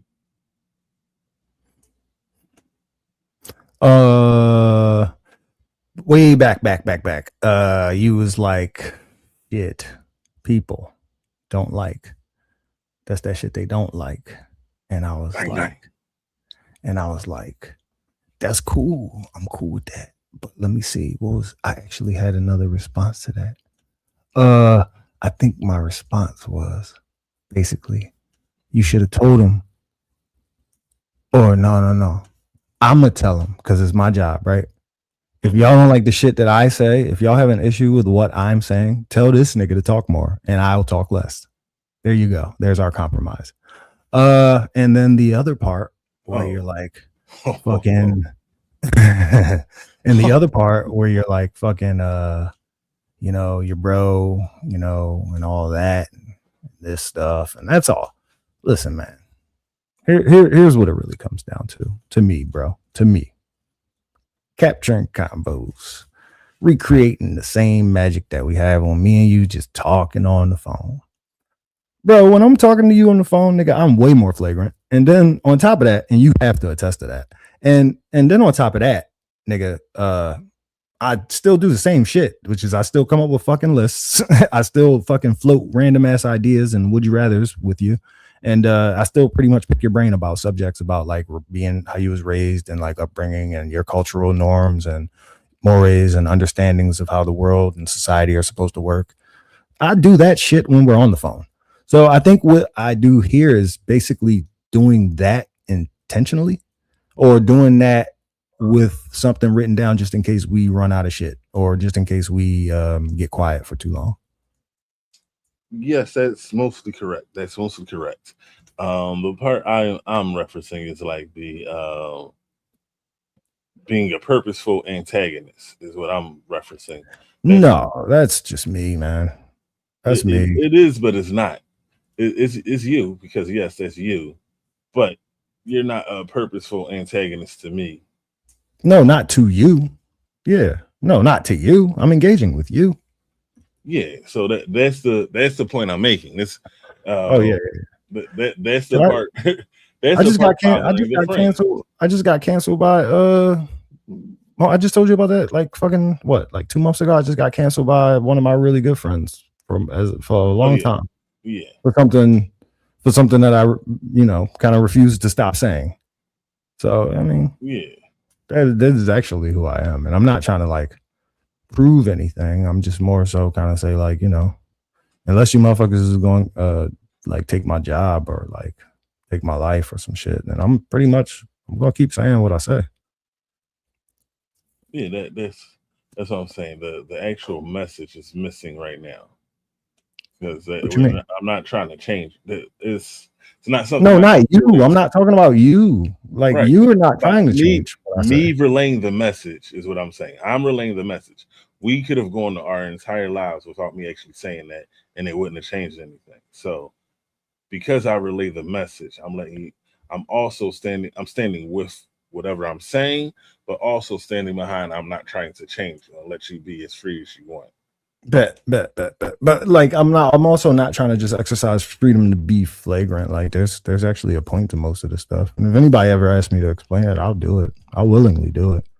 Cause like I don't know. Who cares? Nobody cares. That's the thing. Nobody gives a fuck. People is already going to be too angry at what you do rather than trying to question why you do it or if there's a purpose to what you're doing. Because automatically it's just like, oh, I don't like that.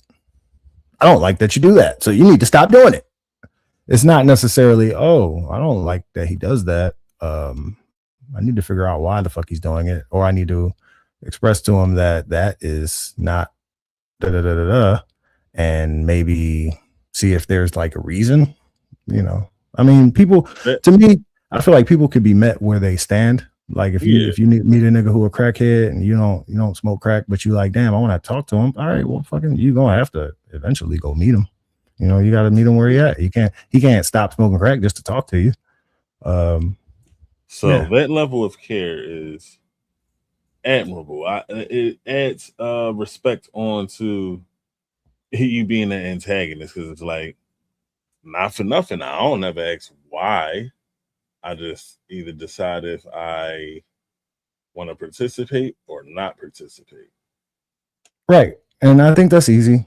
I mean, we all as adults have a choice to do that. Like life is us. Life is our choice. Like there's people who do shit and you can either like it and choose not to engage with it, or you can like it and choose to engage with it. And on the other side, you can dislike it and choose to engage with it, or you can dislike it and choose not to engage with it. With me, I'm more focused on the engagement part than the like or the dislike. But Same. But I don't think everybody else, I'm not going to sit here and judge everybody else, but I'm going to say, I think that, like I said, we all have a choice. There's very many things that I choose not to engage with. I think we just had a conversation recently about like seeing somebody getting abused in public and being like, yeah, nope, not my business. I'm gonna keep it moving. Mm-hmm. So that's something I'll classically choose not to engage with, because I already had my feelings about that, and nobody's going to change my mind about how I feel about abusive relationships and abused people in abusive relationships. Yeah, I find myself on a moderate scale, or like somewhere in the middle, because if you're going back to them, like, I just mind my business. And I also got people in my life that I tell them, hey, stop minding other people's business, because Have you ever successfully helped anybody like get away, like fucking like Harriet Tubman type shit? Like, have you ever like literally engaged in like assisting an escape? I believe so. I don't know the scale of what they were going through, but I've helped. You was doing your homegirl solid, and you ask questions. Yeah, you know me. I ain't especially back then. I'm not asking questions. Just we moving. You're not going back. All right. Oh, you gonna leave? All right. you don't care about none of that shit. All right, I got you. Yeah. All right, I'll protect you. We help me move and make sure don't nothing happen while we doing this shit. Yeah, right. Oh, okay. I see who like. That's when you start like knowing your role. Okay, I'm the big nigga in this circumstance. Yeah. I was recruited. Yeah, that's how a lot of it be. When it come to that stuff. I think that will give you a little bit of hope, or give you a little bit of reassurance in those types of situations. But beside that level of it, I don't know if there's any time that I can like say that I've really seen people like make it out of those situations. I watched those shits go on for years and years. Yeah. They mainly because like a lot of people don't be ready to actually leave. I got a person, like they left for a while and then went back, and I was looking at them crazy, but it's like, it's your choice. Is this what you want to deal with? And it's like that people will make up whatever reason and whatnot, and funny enough, that same reason could be the reason to go. Like, oh, we got kids together, or that's a good reason to not be the fuck around them. Oh, the history, if that means it's not going to change, it's a good reason to not be the fuck around them. So, it's a matter of perspective with a lot of this stuff. And when it really comes down to it, it's like, that's why I be asking, like, is your feelings just hurt, or are you actually going to leave? Like, if I fuck him up, is you going to be like wiping his face or whatever? You going to be consoling him after he's going to be using her fucking insurance card to go to the hospital, and then she going to be at the hospital by his side. She going to call his mom to make sure she know what happened. She's really going to facilitate his entire recovery. You know that, right? So when that, I try to find that out. I try not to jump into anything blind anymore. At one point, I was the blind helper, but like if you're doing the same thing over and over again, I'm just, all right, have fun. Leave me out of it. I care too much. I love too hard, and to step in for you is me. I love you because I'm putting myself in danger. Straight up, man. Straight up. And not only that, like, it's not even loving too hard. I think it's that the level of commitment that you expect me to give. It's like if somebody asks you to move, right? Asks you to help them move. And then you go over there and you notice you putting your back into it and shit. And they just like standing around. You're like, yo, what the fuck? Nigga, you asked me to help. Nigga. You ain't asked me to do the shit for you, nigga. There's a fee that comes with that. Or whatever the case may be. It's kind of like I can only help you to the level that you're helping yourself. Right? I can't free you from this shit. I can open the door, but you got to walk out of it, right? And you got to not come back in. That's up to you. All of that shit. And that's the most difficult part, I think. Yeah. Yeah. Can't argue that at all. Yeah. So shout out to the people in the abusive relationships. Hopefully you find the power to realize that your value and get the fuck out of there. And then shout out to the people in abusive relationships.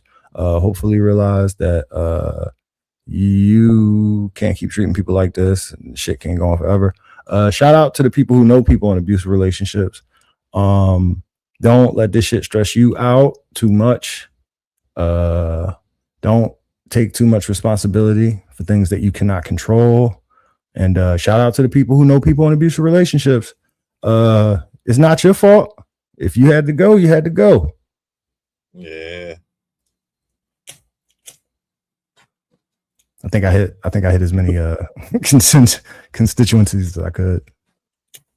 Did a good job there. You did a good job. Thank you, Lord God. So to bring it on to something a little bit brighter, I would like to ask you one of these high stakes would you rathers. Would you rather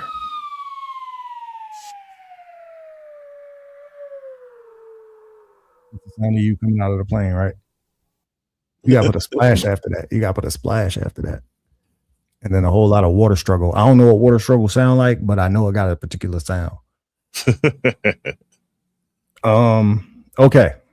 So this is gonna be a good one. Because this is actually this is real shit. Would you rather bald face for the rest of your life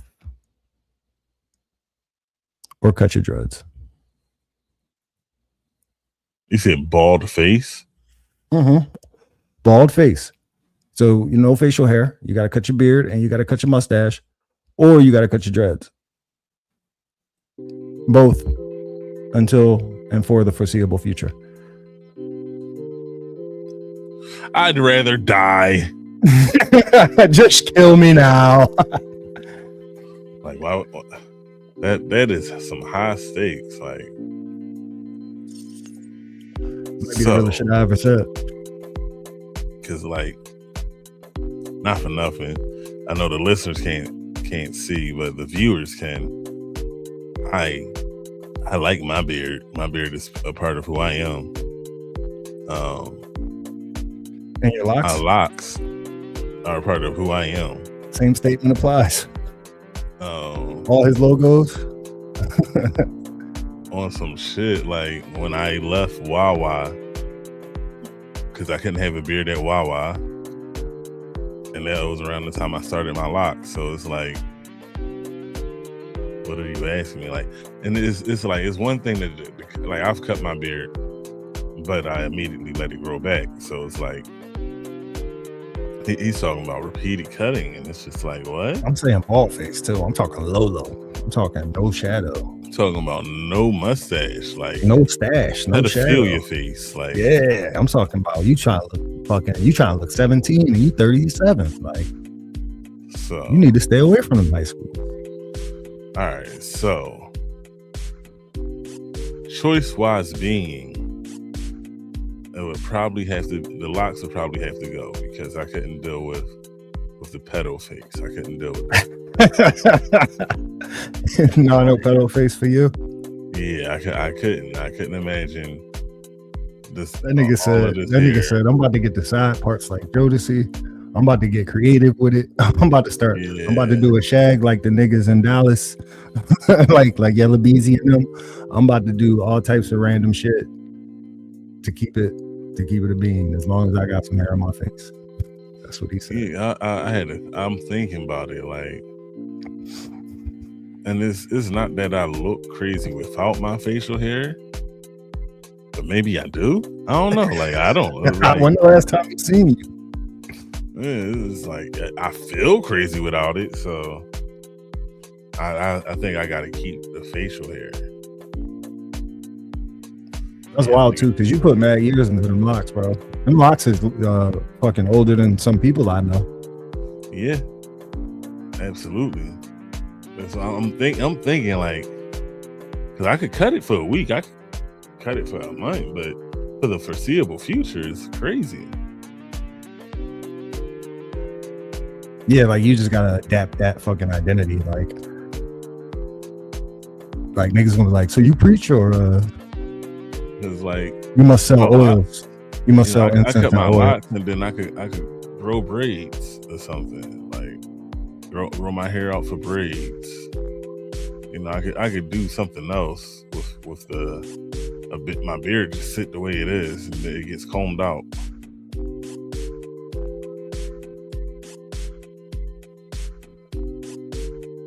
Yeah, I'm not objecting to the look. I think that was you giving me the opportunity to say no braids. Gotta keep it low. No, I'm not even gonna go that far.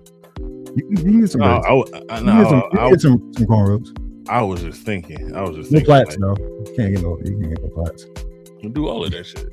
No, you can't do that shit. I'm gonna get 2 strand twists. I'm gonna grow my hair out, get 2 strands. No, you can't. You can't do that. Yeah, I can. No. Because you said no dreads, and that's cool. I said cut your dreads and leave them Jones like that for the foreseeable future. So 2 strand twists is fucking arguably dreads. You know that, right? No, because you could take it out. That's I know. I know. But you ask a white person and they all dreads to them. Why are you talking to white people? I felt understand.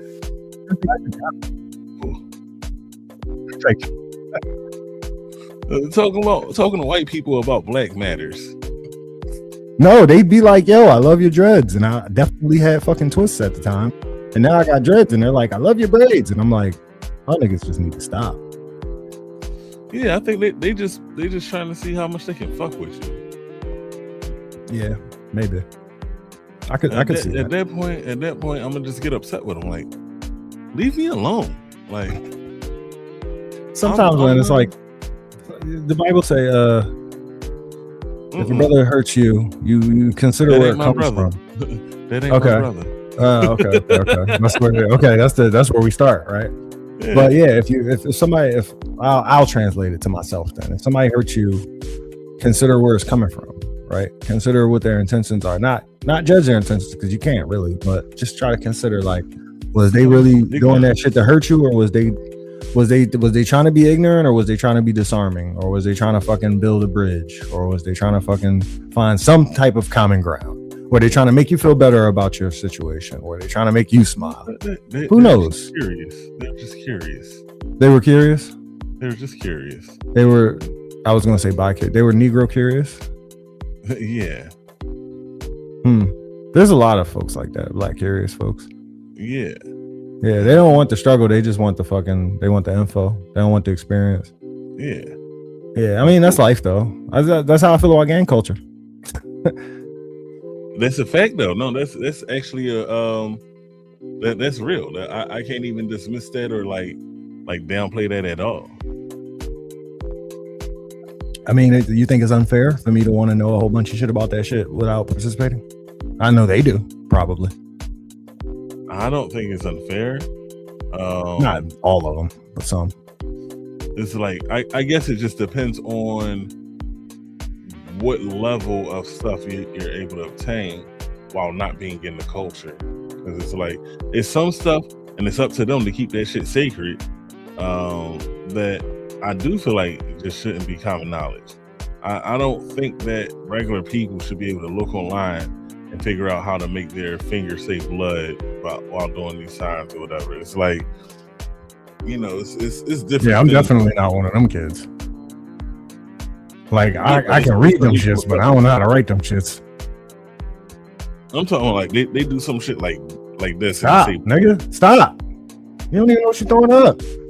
This isn't nothing. This is my hands next to each other. Oh, all right. That's some Naruto shit. Hopefully, you just don't answer. No. This is just me holding my hands. All right. Yeah. Don't. Yeah. Because I can't do it. I just know it exists. Yeah. Nah. Yeah. Definitely. I know what the shit look like, but I don't. Like I said, I can read the shit, but I can't write it. Okay. Yeah. So yeah. Okay.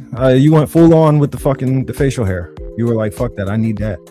Yeah. That's funny. That's a Philly nigga for you. I'll tell you that much. I would ask you back, but I know that facial hair don't. I might go bald. Yeah, I might go bald face tomorrow, niggas, just for the fucking fuck of it, bro. That shit coming back. That's why. But even if it didn't come back and I was just bald face for the rest of my life, like I look good bald face. Actually, I did. I think I went bald face back in what was it, like 2024. I think I was bald face. I look good as shit. Niggas was like, yo, you could catch a body and just keep going. Like niggas wouldn't even know it. Like, yeah, bro. Then there's balaclavas and shit. I remember that whole year. I was just like, bro, you look creepy. I mean, that's your opinion. You're entitled to that. You're entitled to that. I'm just saying. I remember that time frame, and every time I saw you, for whatever reason, I made it a point to let you know I did not like it. Yeah, he was like, yeah. I wouldn't yell it out and like I was trying to embarrass you or nothing like that. I would just pull you to the side, just, bro. No, it's like, yeah, when's that beer coming back, man? Yeah. But just casually conversing, like, hey, how you doing, pal? Your beard coming back soon? No, okay. Well, I still love you. You're still my friend. Dropping mid-September. I got you. Yeah, I got you. No, but I feel like that's an amazing option to have, bro. Having facial hair and being able to just do what the fuck I want with that shit, knowing that any consequences are gonna go away after like a week, not even a week. Any consequences for real are gonna go away after 2 days. So I'll make any mistake that I want to make at this point. Nigga, I'm the nigga who dyed my hair, so them shits was way more permanent than anything I can do with my face. I might fuck around and have like 2 or 3 days straight off of work and be like, yeah, I'm gonna see how I look with the John from Jumanji, just like the beard into the stash with the no chin, the beard straight to the stash, like just like a fucking like a line, straight beard to the stash with the no chin. Just try that, John. Just be in the mirror looking like, oh shit, I did it. All right, I'll fix this shit. But I got 3 days off, so niggas ain't gonna know. Niggas ain't gonna see the aftermath. I feel you. Well, yeah, that's crazy to me. That's not, nigga. Why? You can do the same thing, probably. Yeah, it's still crazy to me. I did the mutton chops before, man. I remember this shit. Bro, whenever you had anything besides a traditional beard, fully connected. Yeah. I have said this. I have been very consistent. Like, bro, when you gonna have a beard? When we going back to normal? I remember I did the beard without the stash, like the Bron John. Yeah, no, listen. Every single one that came back, hey, bro, when you fixing this? You're like, I'm not. I don't care about these beards. Blah, blah, blah. I remember I was trying to shape your beard up for you. I'm like, well, if you don't care, let me do it. Since you don't care that much. Yeah, no, I don't do beard shape ups either. I mean, like if I do it, it's gonna be a natural. Like I might hit the neck up. I might hit the upper chin. I mean, not the upper chin, the upper cheeks and shit like that. But I'm not trying to have like lines. I'm not trying to have like straight ass lines. I'm not trying to look like a fucking Puerto Rican stripper and shit. Bro, you already look like that. Exactly. So that's why I'm not trying to lean into it more, nigga. Dale. Yeah, exactly. Yeah, piene. My bad. Sorry. Levantas tu piene. Like, la hombre sin la ropa. Okay. Mm-hmm. Yeah. Mm-hmm. No, how's your Spanish coming along?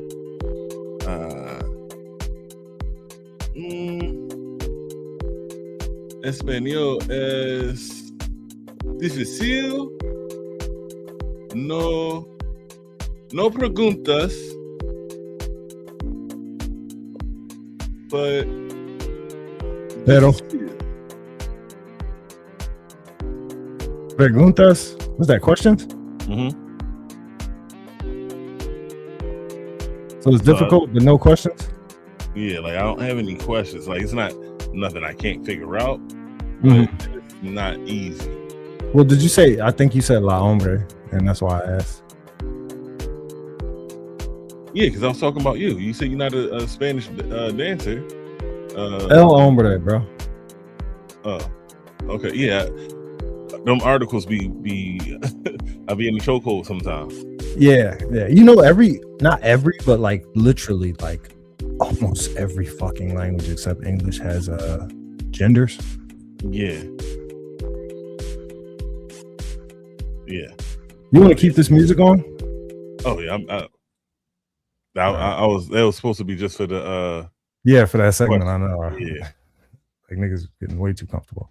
But yeah, like I'm doing like the Hebrew, they got the genders, and they got the motherfucking the plurals and the singulars.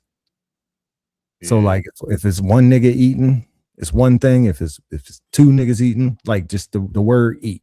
If it's one nigga eating, it's one thing. If it's two niggas eating, it's another thing. If it's a chick eating, it's one thing. If it's two chicks eating, it's another thing. If it's two chicks that was eating, it's another thing. If it's two chicks that's about to eat, it's another thing.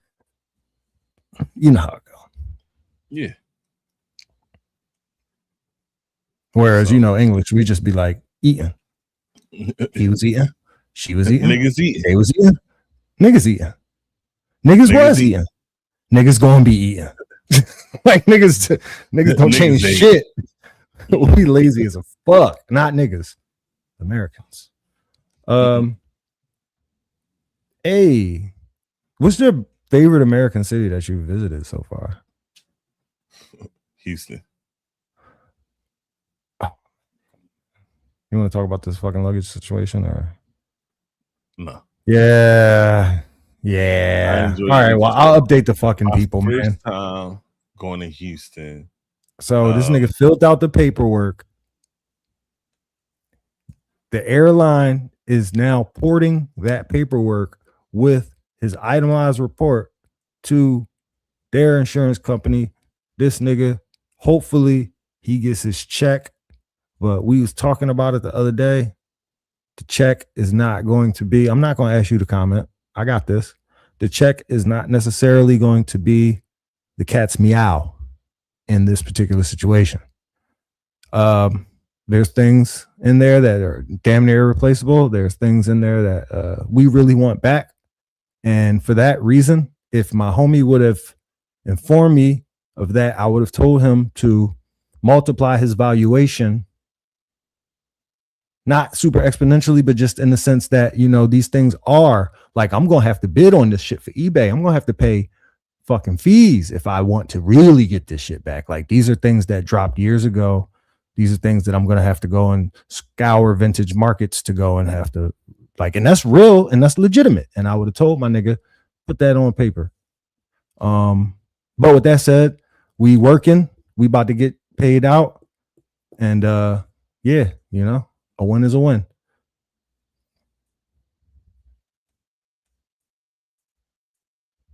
So, right, you said earlier, this is not too long ago, you said, if I talk more, you talk less.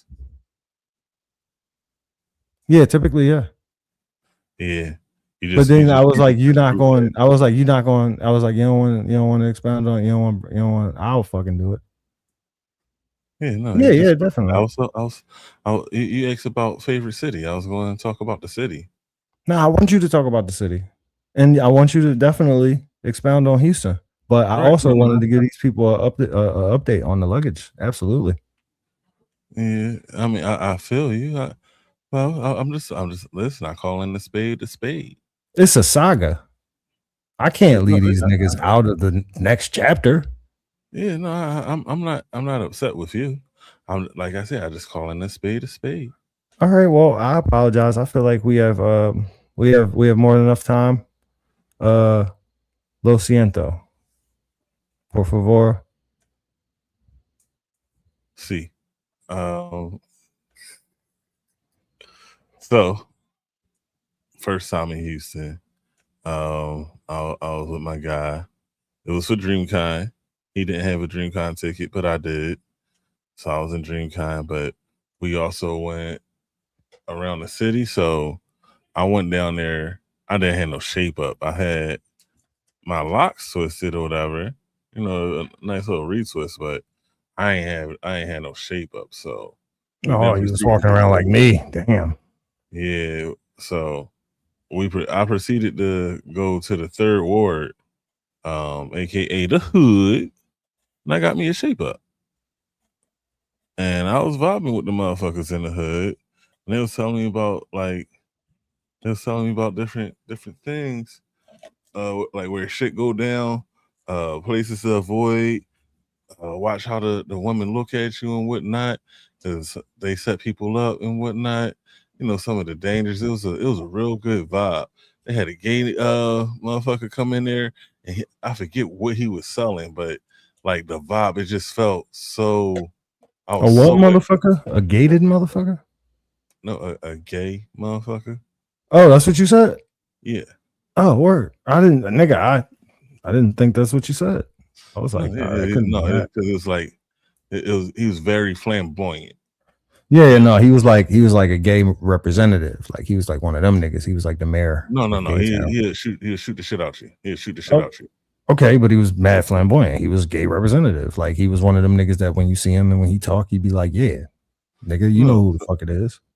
I guess I don't know when That's well, this I is mean, the I'm trying to word understand representative. because you said he's fucking flamboyant, and He's now like I don't understand how flamboyant translates to shoot people.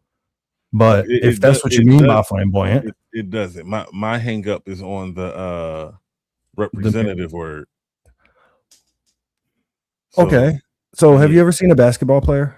Like not a professional basketball player, but like have you ever seen a person and you like, yeah, he hoop, Mm-hmm. I've right? also Like he been ain't ball playing as hooping. well. He might just be walking down the street. He might be in the fucking supermarket, but you be like, yeah, this nigga hoops. Right? All right. I'm talking about a gay person that's like that too. I'm talking about you see him and he could just be doing just the most innocuous thing, and you'd be like, oh yeah, he definitely gay. Because Right. he does That's everything what I was gay. He does that's everything in a gay way. he doesn't do everything gay, but that's Right. what I You was know what I mean. yeah, so that's what I was trying to talk out. I was trying to talk it out with you. Oh, give and take. I was talking it out with you. I was like, I was eventually coming around to the fact that I was hung up on the word representative, and then I don't know. I think I had a question about the word representative, but now it's gone. But yeah. So, anyway, that motherfucker was in there. There was some old motherfuckers in there. There was some young motherfuckers in there, and it was just a good ass time. It was almost to the point where I could have hung out there instead of going to the con, but I had to remember I had a purpose. It just wasn't a hangout situation. But the vibe was so cool, and even though being in the hood, being in the quote unquote troubled part of Houston, I ain't feel no way, and that was pretty dope. I like that.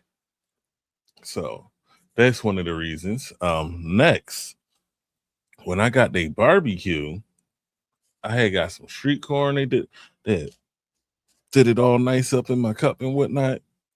Did you Oh say man, did you say barbecue? I mean I pronounced it however I pronounced it, but yeah, That's that how you always pronounce it? Barbecue? I'm assuming so because I said it however I said it. Like is that what you always say though? I don't listen to myself say the word. I just however I said it is how I naturally said it. Okay, sorry. I'll be putting like linguistics and like people's accents and like what like people do regionally. That should be funny to me. So I was just wondering if you just said barbecue and if that was like something like, yeah, man, I eat barbecue. Like I was just wondering if that's how you be saying it. Never Yeah, noticed. yeah, because we don't talk about it. But yeah, however I said it, that's just how I always said it. Okay. Um, So you got their barbecue. Was it like tits? what happened? It would what was that? I think You I was said you talking got their about barbecue. corn. Huh? The street Houston.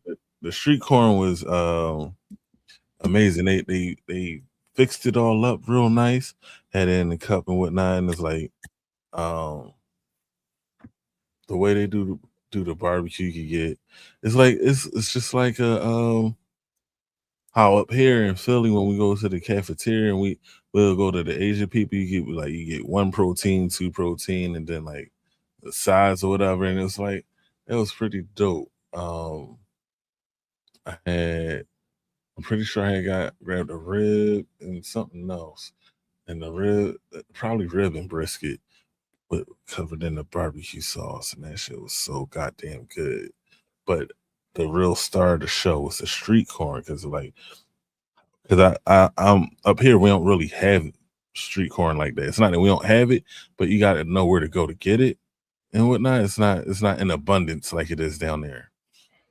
So I had the street corn, and it was really like it's really the star of this whole platter, and I'm hungry now. Besides that, right? So that was my first experience with their barbecue. Was like a really really good one and whatnot. They got this arcade where it's all you can play. It's not Dave and Buster's. It's an actual arcade. All you can play, and it's a bar. So, it's up here we have a barcade where it's a bar with vintage games and shit like that. But there, it's like a straight up arcade. Got vintage games that you could play in abundance, and it had some alright food. It wasn't like nothing crazy like how I was just talking about the last stuff, but it was all right. It was a real good vibe. So it's like as far as things to do, it seems like they got a lot of shit to do. The only worry I have with Houston is it's expensive. I always hear how expensive it is. And when I experienced it, yes. I did not go to the Galleria because I was there for DreamCon. But What is that? Is that a mall or that something? is their King of Prussia. Okay. All right, shit. We don't even go to King of Prussia. Did you know King of Prussia was the biggest mall on the East Coast? Yes. That shit's crazy. Absolutely. Yeah, it's ridiculous. It's ridiculous in size, but it's beautiful. I love it. But yeah, we don't even go there. But yeah, the Galleria. One thing I was gonna say is, you said you were in the hood, you were amongst the people. You know what I'm saying? You were schmoozing, politicking, rubbing elbows and shit. And you never at one point felt threatened or unsafe. I was gonna say, I think a lot of people who feel those ways are people who go to places where they should feel those ways, and they act in ways that should make them feel that way as well. You know what I'm saying? Yeah. Like niggas go to strip clubs and throw 10,000 and then be like, yo, why are these niggas looking at me? You know what I'm saying? So shit like that. Yeah. Okay, that makes sense. So yeah, when engaging in certain types of behavior, of course you're gonna have to watch your back. And I don't think that that's what you was looking for out there. I think you was out there just fucking having fun. Yeah, just needed to shape up real quick. Mm-hmm. Need to shape up so I could get back. And you ain't pull out like $3,000 to give him a 20 for the shape up. Yeah. No, I know somebody like that. One time we went to a staff party with this nigga. This nigga had like 3 racks on him in 20s. That's a nice little wad, 3 racks and 20s. Yeah. And then that nigga, he was pulling that joint out. Like everybody was like, yo, who's best dressed? Cause I had on all white with a bunch of flowy shit. And he had on a suit. He had on a 3-piece suit. And niggas was like, yo, y'all niggas is clean as shit. Like on 2 different spectrums. Like niggas was like, yo, who's best dressed? And then that nigga pulled out the fucking bankroll. And niggas was like, yeah, he takes it because he got the bankroll. And I was like, shit, you right? So a bankroll was part of the outfit. You know how that go. Like I learned that in hip hop a while ago. Boosie taught me that. But this nigga left his bankroll sitting somewhere. Somebody picked that joint up. This nigga skits the whole night. Huh? So yeah, right? dress. He lost it. He lost his best accessory. Yeah. So you know what happened? Niggas came to me and was like, "Yo, so look, we ain't these types of niggas, but you gonna get this shit to you because your boy crazy. You know what I'm saying? You do whatever you want to do with it, but like, just let that nigga know, like, he can't be walking around here acting like that and acting like ain't shit gonna happen. Like, da da da. I'm like, all right, man, I'll talk to him. Yeah, niggas is hungry out here. Mm-hmm. You provided them with a meal, maybe a couple of them. Yeah, I mean, shit. If they peeled off a couple of Jones, I wouldn't have known. I wasn't about to count that shit. I don't care. Not that I don't care, but like, bro, you out here drawing with your bread, bro. Like, and if that was you, like, I'm loyal to my friends. I'm very loyal to my friends, but nigga, there's certain behaviors. Not if I warn you about it, and then that shit still go down that same way, I'm gonna help you. Yeah, I'm gonna be there with you, but I'm definitely going. Like, we not gonna skip over the fact that nigga, you was warned. You were warned. Mm-hmm. This is not the first time. So, who's your favorite SpongeBob character? I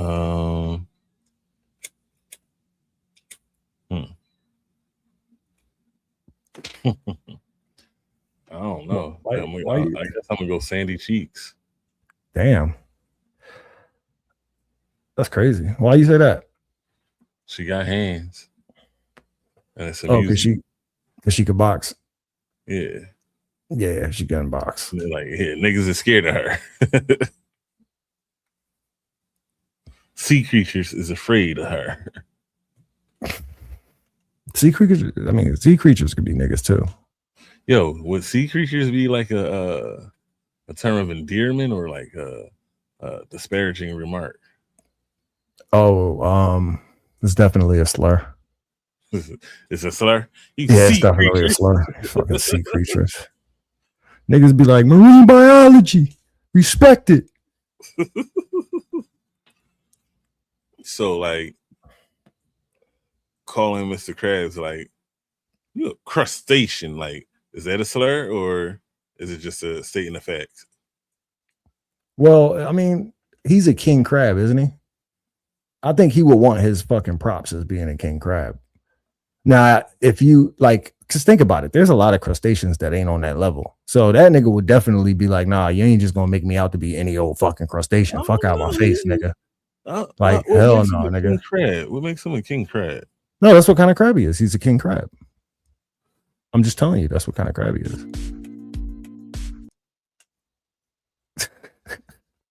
Had to wake my mouse.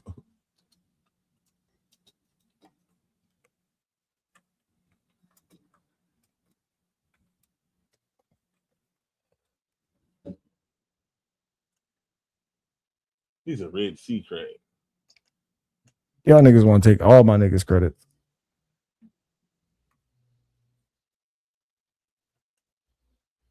But it says the show's creators have never stated an exact real world biological species for him.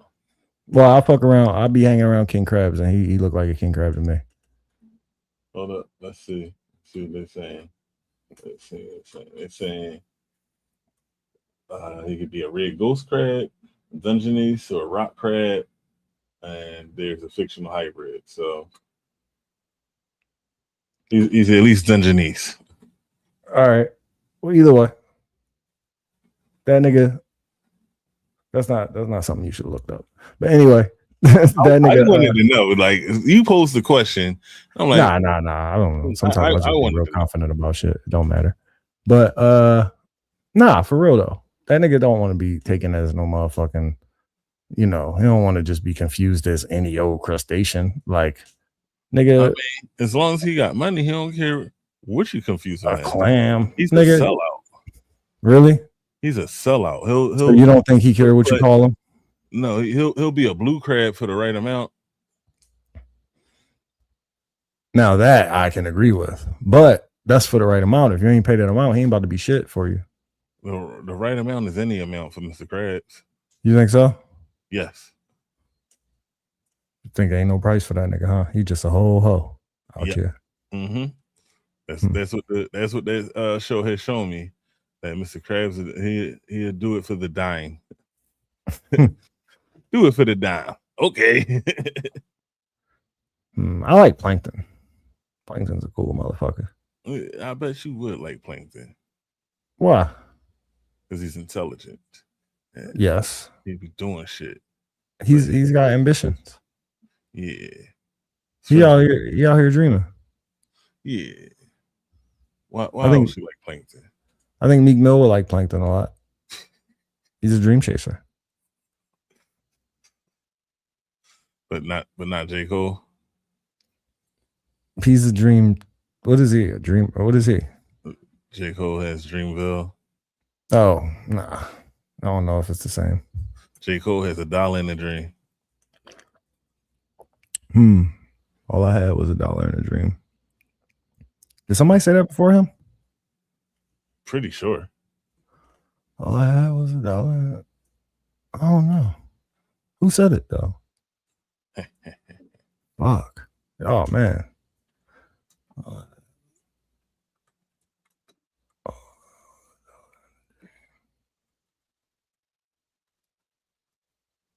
Now, I don't know if anybody did say that shit before him. Pretty sure.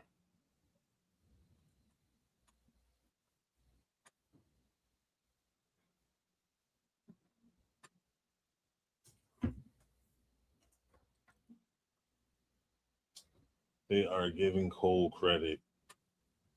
Yeah.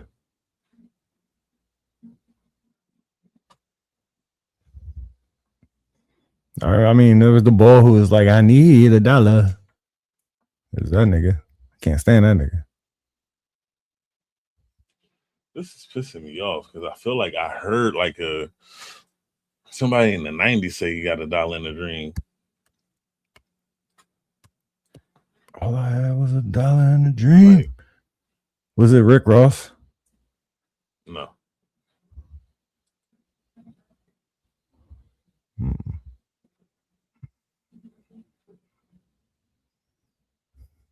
Was it Kendrick? Cole was out before Kendrick. Did Kendrick say it? No. But Cole was out before him, so.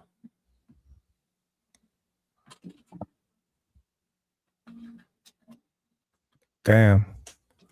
Yeah, this is actually kind of frustrating because I feel like I heard it. You sure Kendrick didn't say it? Yeah.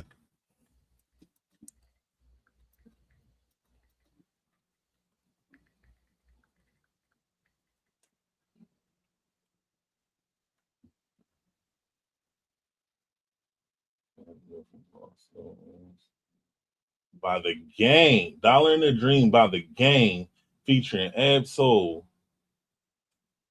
How long ago was that? Was it before Cole?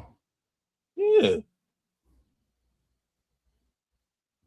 Well, let me see. I feel like I could hear Game's voice saying it, but I don't know. I'm not sure enough.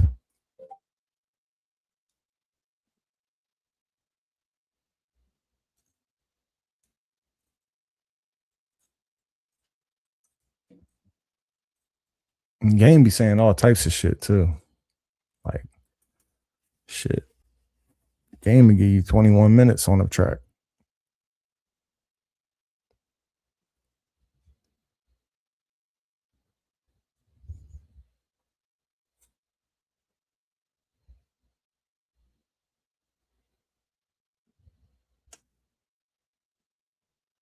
So just a game. Game did have that versus with YG. I'm not sure who won, but I can't imagine YG having more than that one song. Wait, hold up. 2015, that song came out after J. Cole. There you go. Yeah, no, I think J. Cole might have just did that. I don't know. I mean, I'm not opposed to it. As you know, I'm a J. Cole fan. I just feel like I heard the phrase like in my teens or growing up or something. I mean, maybe that's what J. Cole did to you. You know, pause.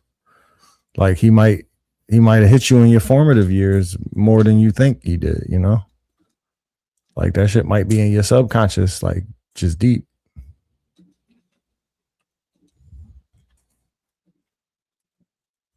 I know that nigga ain't never did nothing for me but make me bored.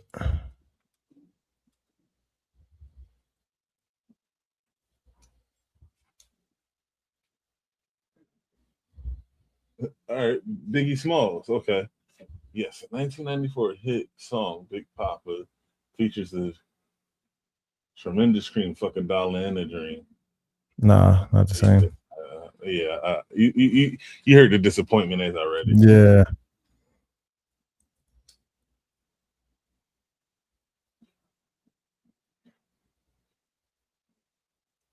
Hmm. All right, so Yeah, that's it. That's I listen. I've tried to work around several ways. That phrase is J. Cole's. yeah, It's crazy. What happened? That his song Two Faces playing in my head right now, where he started out. Like he has a whole series of Dollar Dream. Got 1, 2, and 3, but the song I'm hearing right now is Two nigga Faces. had a whole Dollar in a Dream tour. Yep.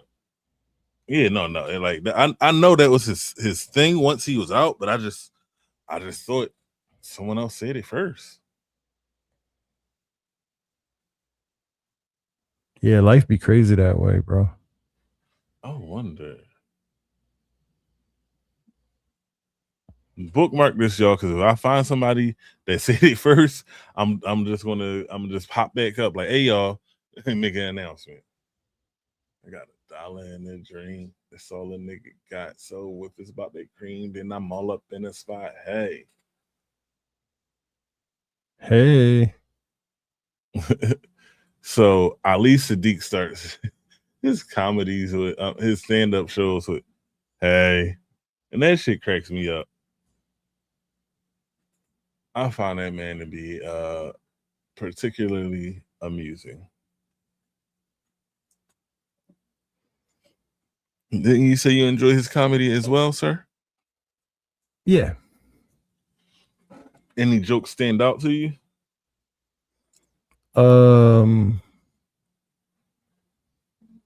No, I mean his style is like, I don't think it's funny as shit. I remember Eddie Murphy was like, yeah, man, I'm gonna give y'all this joke. This is an easy joke for y'all to tell. Cause y'all be fucking my jokes up. Y'all be at the water cooler at work and shit talking about. And then he said goony goo goo. Yeah, no. Mm-hmm. So yeah, I think that's easy to do with a lot of different styles of comedy. Like I fancy myself at least a scholar of comedy at the very least. But I think that Ali Sadiq, his shit is just stories, like literally personal stories. And I don't even think a lot of his shit has like clear punchlines. I think a lot of his shit is really just kind of like you had to be there kind of situations, and the nigga that was there can make it clear to you, can make it crystal clear to you. So he can tell them Jones with the right amount of enthusiasm and the perfect amount of timing, and he knows what point he's getting to. He knows like the overarching like theme of it all. And a lot of the times it'd be like a 5-minute fucking bit. And it's like I said, it's not easy to communicate to me. You know, right on out there like that. So I know I can't actually tell you a joke that he did. I like when he talked about his pop, but I can't even quote the nigga. He funny though. He definitely funny though. You got a joke you could tell me that he said? A bunch. Tell me. Well, first of all, the way he talk about his youngest son is fucking hilarious. His youngest son named Hassan. That mean beautiful. So that's how you tell it. That's how you tell it. Hassan, yes, that mean beautiful. So Hassan, he comes up to me, Father, I'd like to go to a concert. And I could do the voice inflections and all that. I've listened to this a number of times. Okay. And basically, he takes Hassan to. He said, Hassan's like, what concert would you like to go see? Father, I would like to see the Elements.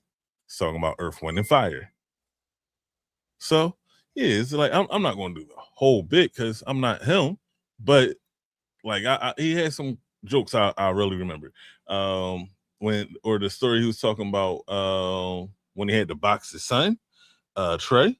There's another story when he's talking about when he was in jail with Itty Bitty Win and Big Brown. Them niggas, that whole story, funny as shit. I just don't think I'm good at repeating people's work. So it's like I don't want to do it the disservice, but I could name the jokes and give like insight to them if need be. But I'd rather people just spend time listening to them because like it's actually good work. Okay. Yeah, no, I definitely can't go as much in depth into that shit as that. But that does kind of say the same thing I was saying, which is like I'm not about to try to tell his fucking jokes because that shit is it be whole bits. It don't just be one punchline; it be whole fucking bits. Yeah. Like you said, he introduces his character of the son. All right, cool. So now you get a context to that, and you can see everything the son say is going to be kind of funny.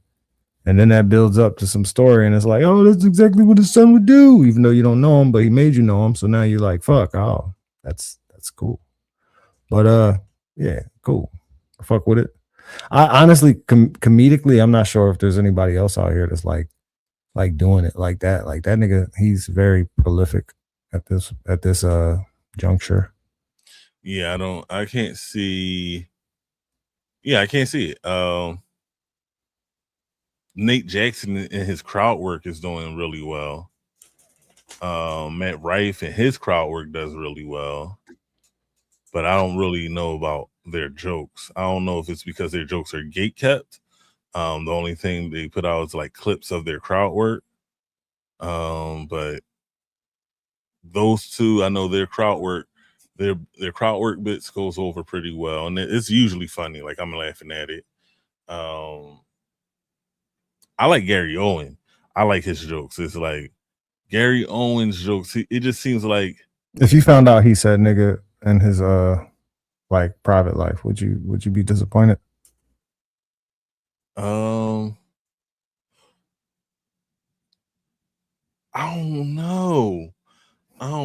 It's like the way, from my understanding of him, is like if he was, I feel like the people in his life would give him a pass, and then I'll be like, I don't know that man enough to because I don't feel like it would be any malice in him saying that word.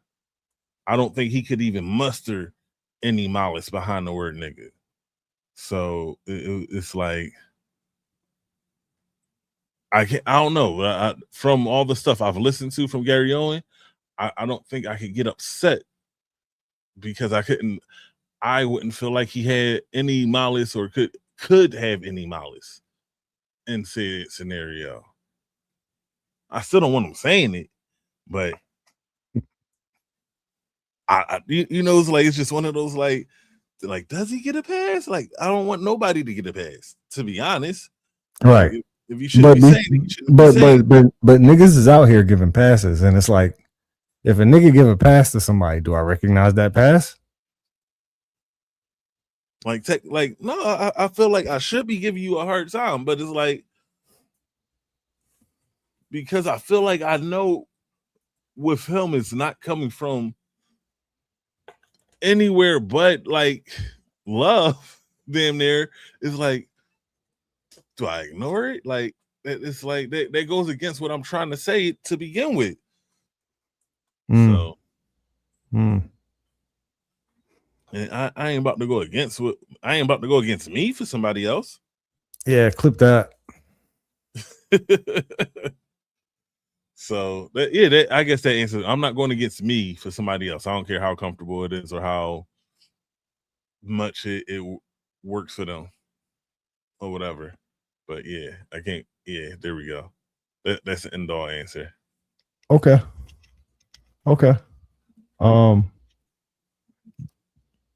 Do you? I mean, is there any other comedians that you want to? Because that was fun.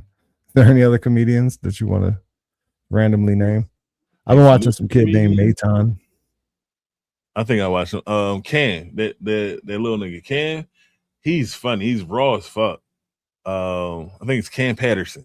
He's raw as fuck, and it's like he's in the mix with a lot of white people, and he's still being black while doing like joining in with what they're doing. I think he made it to Saturday Night Live. Like he's making movements and stuff. So like super proud of that guy. And he's funny and he's just being himself. It's like his comedy's just raw as fuck. So yeah, shout out to that guy. Nice. Yeah, I don't have as many like contemporary comedians that I listen to. Honestly, I didn't know I did until right now. Yeah, well there you have it. Nice. I think I had like I think Lil Rel was somebody for me at one point. And there's a couple other like black dudes. Fucking oh man, who's the dude that died and shit? Fucking he has like a girl's name. Fuck man, I can't remember. That's what lack of sleep would do to you. But that nigga is funny as shit and super flagrant. I'll figure his name out at some point during this joint. We can move on though. Something I think not Tracy Morgan. That is a girl's name though. It's two girls' names.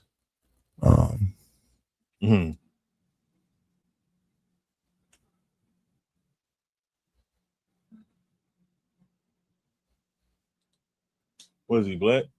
Yeah, heavyset black dude.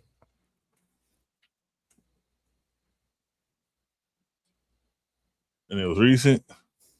I don't know what that he died. No, I think he died like probably 10, 12 years ago. Maybe even more. I don't even know. That widens the search. Yeah, don't even worry about it. Don't worry about it. Like I said, it'll come to me. We can move on for the sake of just moving you say on. He was fat? Yeah, he was a big dude. Yeah.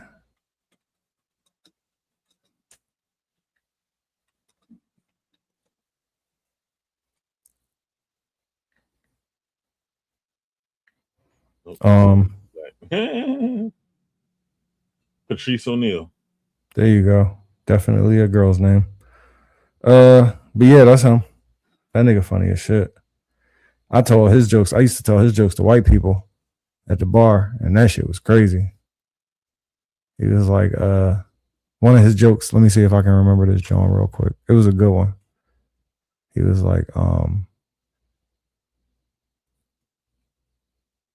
nah, I can't. I can't do it right now because it's so much. It's fucking heavy. It's heavy. I just remember it. But, well, I'm not remembering the whole joke, but I'm remembering pieces of it. Anyway, let me ask you another question. So, do you have like some type of like favorite like podcast or any types of like I guess creators that you would want to highlight like on that level? Not just podcasts, but like maybe like streamers or like YouTubers or anything like that. Anybody that you would feel anybody that you wouldn't feel like weird bigging up? Because I noticed that I consume a lot of content and I like there's certain people that I'm like, yo, them niggas is great at that shit. And I wouldn't mind fucking highlighting that shit. Right now, no. Nah. Right now, what am I consuming? I'm consuming random. What was it? Random comedians. I listen to their content. I'm listening to made up Reddit stories on YouTube. I'm about to start looking for like books, figuring out like I'm gonna look for the books that I have hard copies of, and see if I can find the audiobook version of them so I could get them read since I'm always on the go. So I haven't really nope. Not that I can think of. Any good channels you would recommend for that type of content? For which content? I mean, you just named like an abundance of things. Yeah, so that's why I'm asking for what, like for the comics, you just type in your comics name and whatnot. Well, I guess more so like the stories and shit like that. So if you like to hear about people getting cheated on, Fyra, FYRA, that's like damn near their content, their sole content. Crazy Pepper has a on YouTube. Crazy Pepper, they have like actual made up stories, or they're not trying to pass the stories off as real. Um, if you want to get pissed off by stupidity, Fyra has plenty of that too. But yeah, I think as far as recommendations, if you just want random stories, Crazy Peppers is pretty good for that.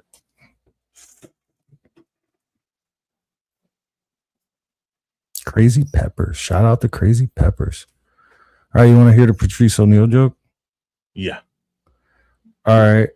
He was talking about Barack Obama and he said, I'm mad at him. I'm really disappointed. I'm mad at him because I thought I would have a fucking white slave by now. He's like, yeah, I thought it was fucking Vengeance Day. I thought I had me a whole white family, a big old fat white girl. Go warm my bed up. Get upstairs, Susan. And then he said, feed my baby with your giant white titties. And he said, I'm going to go outside and stare at your husband in the face and decide whether I want to sell him or not. That's fucking hilarious. That was crazy hilarious. And I told that shit to the white niggas at work, and them niggas was afraid to laugh. But let's not give them any ideas. Sell me down the river. That reminded me of the one time all these bulls was spitting these Drake lyrics at work and shit. And I was like, you know what y'all should do? Y'all should say Black Power.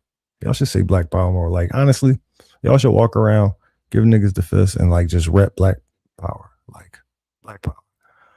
They was like, I don't feel comfortable with that. I was like, well, how you feel comfortable saying all this other shit?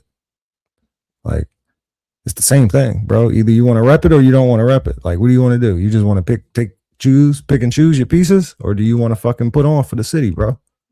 Did you bang your gavel? Huh? Did you bang your gavel? I went pretty hard. Like, it was over beers, so a nigga was out there trying to prove something. I love this. This man. Yeah, I love that. Yeah, I mean, I think that's a controversial idea. Like, honestly, like I feel like I could see some niggas being like, "Yo, you tripping?" Like, they not allowed to say that. But like, I'm like, fuck, no, they are. They should be. Like, that shit don't give it. This is us. You know what I'm saying? Yeah, I mean, big us up. I would side eye him, but I'm like, it's hey, say that over there. Like, I'm not gonna tell you not to say it, but don't try to stand next to me and say it because I don't trust you. If a white dude walked up to you, looked at you, as like gave you that ally look, and was like, "Peace, black man," would you feel offended? No. How would you feel? You would feel confused? Yeah. What if it happened like more often than once? Like, what if it just started happening more regularly? I would feel like I'm under FBI surveillance. You feel like fucking the Truman Show? Yeah, like at this point, I'm being targeted. That's how I would see it. I'm being targeted, and you be calling your niggas like, "Yo, is these white people saying this shit to you?" Yeah, absolutely. Absolutely. Well, you wouldn't feel endeared. No. Just all confusion. Like, what if you got used to it though? Like, what if you got used to it? Would you get used to it in a bad way, or? I would not get used to it. The whole time, I would be thinking, who sent you? Damn, my nigga said he would take his safety off his joint. I ain't even got. I know you ain't got no safety, nigga. Keep one in the chamber. Damn, nigga said, "Why are you here? Who are you, and why are you here?" Yeah. Peace, black man. They trying to disarm you. You jumping out of pocket. You don't raise the alert level. How ironic.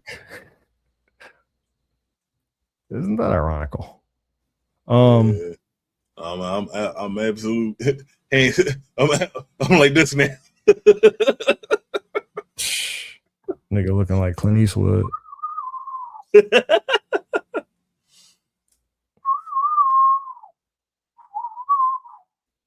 Too airy. I quit.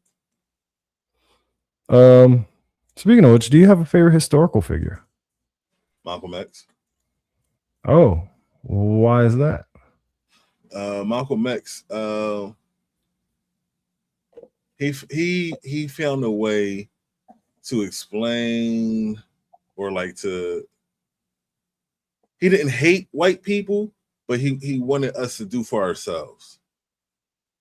So it's like he found a way or some wording to make it about us bettering us without giving shit to them. Like, yeah, we're gonna work for our own and maintain our own, and that is the best we can do and the best we can hope for ourselves, us to take care of us. And he was also a member of the Black Panther Party, which I strongly just believe in the Black Panthers and what their mission was.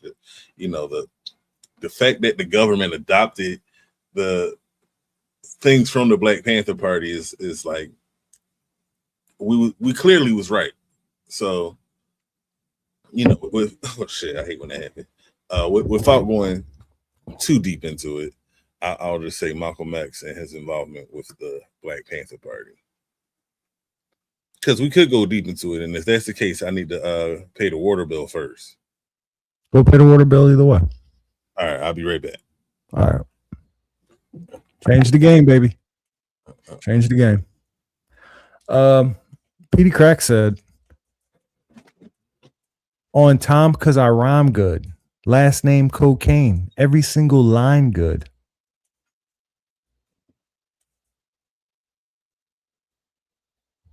I think he went on to say, I got a big pack and I shoot a 9 good. Something like that. Either way, man, that guy is special, bro. Last name cocaine, every single line good. On time because I rhyme good. Oh my goodness. Yeah, I was just thinking about that shit. But back to the Malcolm X thing. I don't want my thoughts to be wasted. Not wasted, but you know, I don't want to have to re-explain everything once he gets back. And I know he's usually quick about these things. But I didn't know Malcolm X was a Black Panther. That's one thing. I did not know that. I know that Chicago gang culture was rooted in a lot of that shit around those same times of what Malcolm X was doing. And I know there was a lot of now this is the part that I don't understand as far as historically. And I don't want to misrepresent it, but I know that a lot of those guys around that same time, you know, around the 60s and shit, they were rolling together on some neighborhood shit because niggas was empowered to do so and niggas was inspired to do so by the Panthers and by the what do you call it, the NOE or NOI, right? So those niggas, Nation of Islam and the Panthers was empowering Black people to stick together, roll together. And then I don't know when it started or how it started or who started it, but then niggas started going to local businesses and extorting them. And I mean, the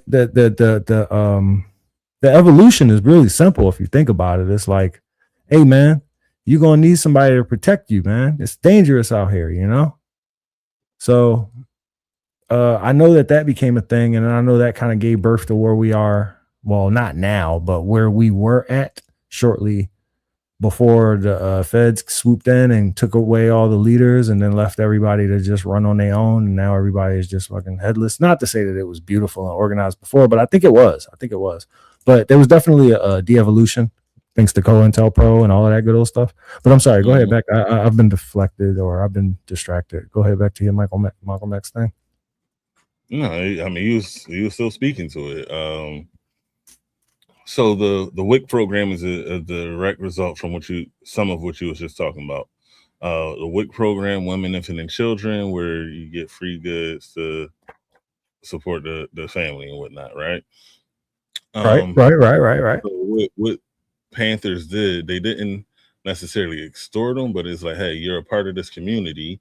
Um, we will provide you protection for contributions to this program for your community, or we'll tell Oh, people not to shop here.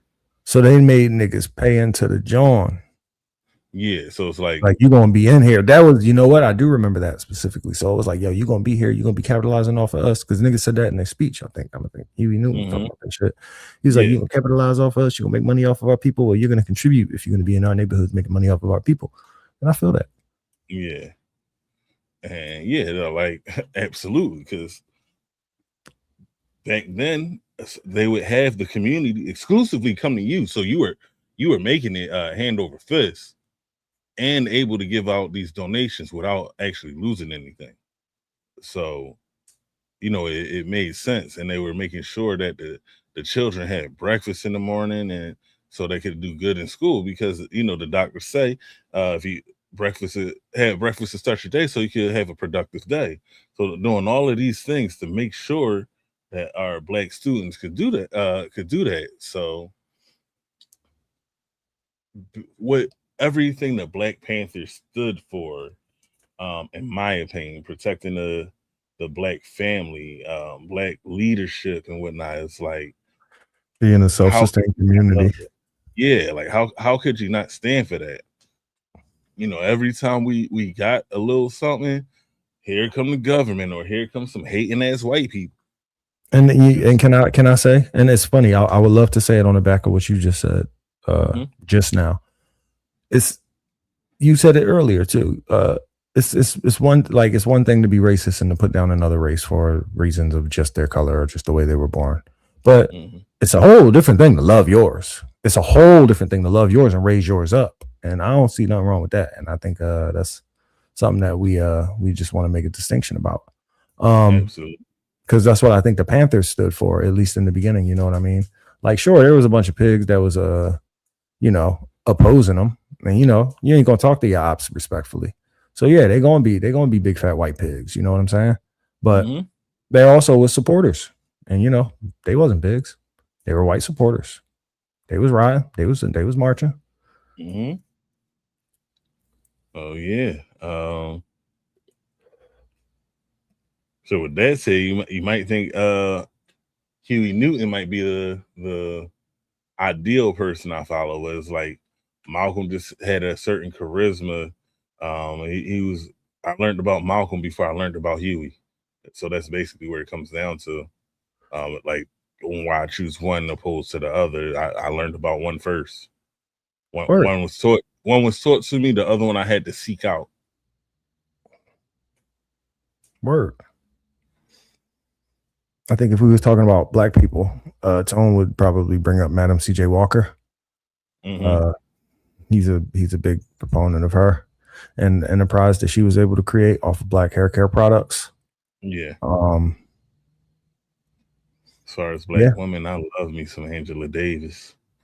I love that one. Okay. I like Billie Holiday as far as Black women go. And for randomly, just in case y'all didn't know, because if y'all understand, like, these things didn't happen that long ago. The first Black woman to cross the segregation lines into a white school, she's still alive. She's still here, living life. Ruby Bridges, she's still, like, it's a real thing. This isn't made up. This is recent. She's still here. She's here to tell her own story still. So it's not that long ago. Word. Yeah. You think Jesus is Black? Absolutely. Okay. If nothing else, he's of tan complexion. He's of my complexion. So it's no way. It's no way he's like. In no way he looks Norwegian or nothing like that, right? No. No way he's got blonde hair and like blue eyes. None of that. Okay. If nothing else, he's of a dark complexion. hair like wool. That is a Negro's hair. White people don't have hair like wool. Right. If at the very least that nigga's bronze, like how they fucking portray the Egyptians or whatever, or how I see the Egyptians, which look like Arab with like more. Say again. Geographically speaking, it doesn't make sense for him to even be lighter than me. Nah, hell no. The way the sun is beaming in the area in which he was brought up. Oh yeah, no. Like even if he had came out purest of the white Caucasus Mountains, his skin would be burnt. His skin would be burnt. If he was hanging around there, no, that nigga would be sunburned. That nigga would be, no. Yeah. So okay. I think, I mean, shit. I'm gonna keep it 100. Keep it black, folks. I think my favorite historical black person would be a mix between Nat Turner and Booker T. Washington. Okay. Now there is this other bull that like the boy George Washington Carver or whatever, and like we be putting him down for the peanut thing and we be making fun of him, but that nigga actually did a whole lot of shit. Like that nigga he's very underrated. He's fucking very underrated. Bless you. But Nat Turner, first off, Booker T. Washington, he did a lot of shit. Like, didn't he do like the almanac? I believe so. I could look it up. Yeah, I think he did the almanac. I think he was on some scholarly shit. So I think he would be a good representative of the pen for me. Niggas say the pen is mightier than the sword. But when all logic breaks down, you got Nat Turner, who just gonna take the horse and the shotgun and be like, fuck it. We out.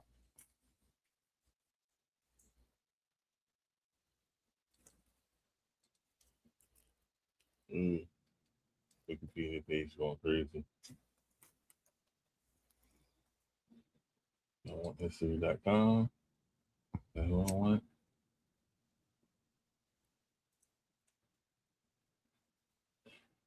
You feel like reading? Because I don't feel like reading.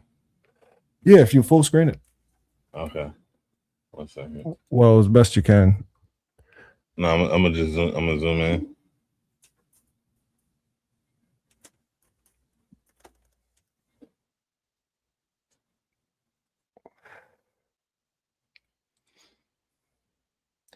Booker T. Washington, 1856 to 1915, was born in slavery and rose to become the leading African-American intellectual of the 19th century, founding the Tuskegee Normal and Industrial Institute, now the Tuskegee University, in 1881. And, 1881, 1856. This motherfucker was 25 years old? Nigga, what? Nigga founded a university at 25. And the National Negro Business League 2 decades later, at 45. Washington advised Presidents Theodore Roosevelt and William Howard Taft. His infamous conflicts with black leaders like W.E.B. Du Bois over segregation caused a stir. Yeah, they had a great debate over it. It was amazing. But today, he is remembered as the most influential African American, I like black more, speaker of his time. Booker. We reading the whole page? No, just I mean, if you want me to highlight something specifically, just tell me. No, I don't know. I was about to scroll through because I'm looking at that scroll bar on the side, and it looked like it's yeah. That shit look long as hell. No, but that's what's crazy. I feel like I've been on this page, but what's crazy about this is that fucking middle name, Taliaferro. Nigga, what? Taliaferro, yeah. No, I got an I in it though. Maybe the I is silent. But yeah, Booker T was basically on some shit like, yo, we need to work with white people to get what we want. And W.B. Du Bois was, no, I ain't even gonna represent that argument. Yeah. But either way, It was a good argument. Look into it.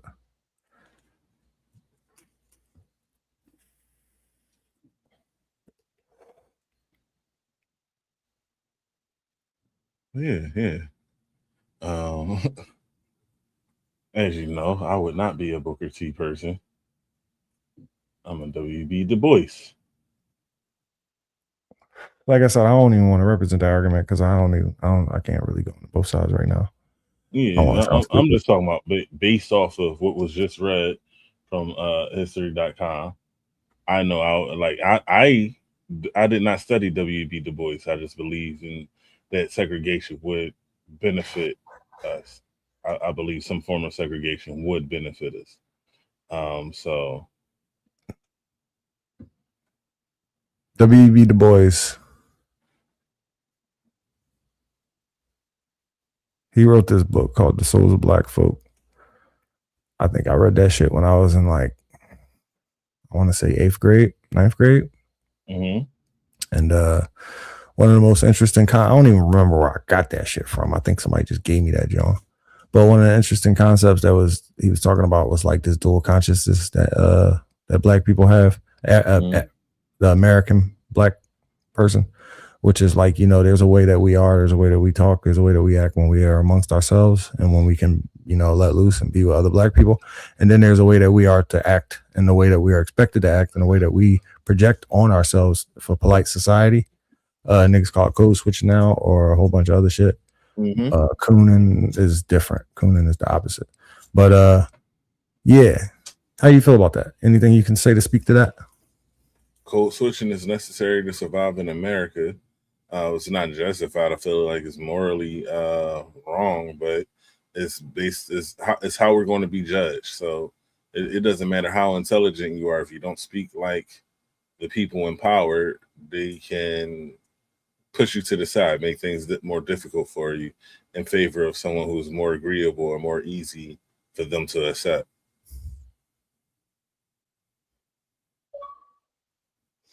That's why I fuck with Ant Edwards. Mm-hmm. And to an extent, LaMelo Ball too. Yeah. Because they just say whatever. But at the same time, they also they be tripping. They be cooning a little bit, really. Yeah. It's I don't blame them per se. It's more the environments that they hail from. Mm-hmm. And I can't speak on Ant-Man too much, but we know LaMelo was definitely in the hills. He wasn't in the hood because his father was well off. His father made it so he didn't have to go through that. Shout out to LeVar Ball for doing that.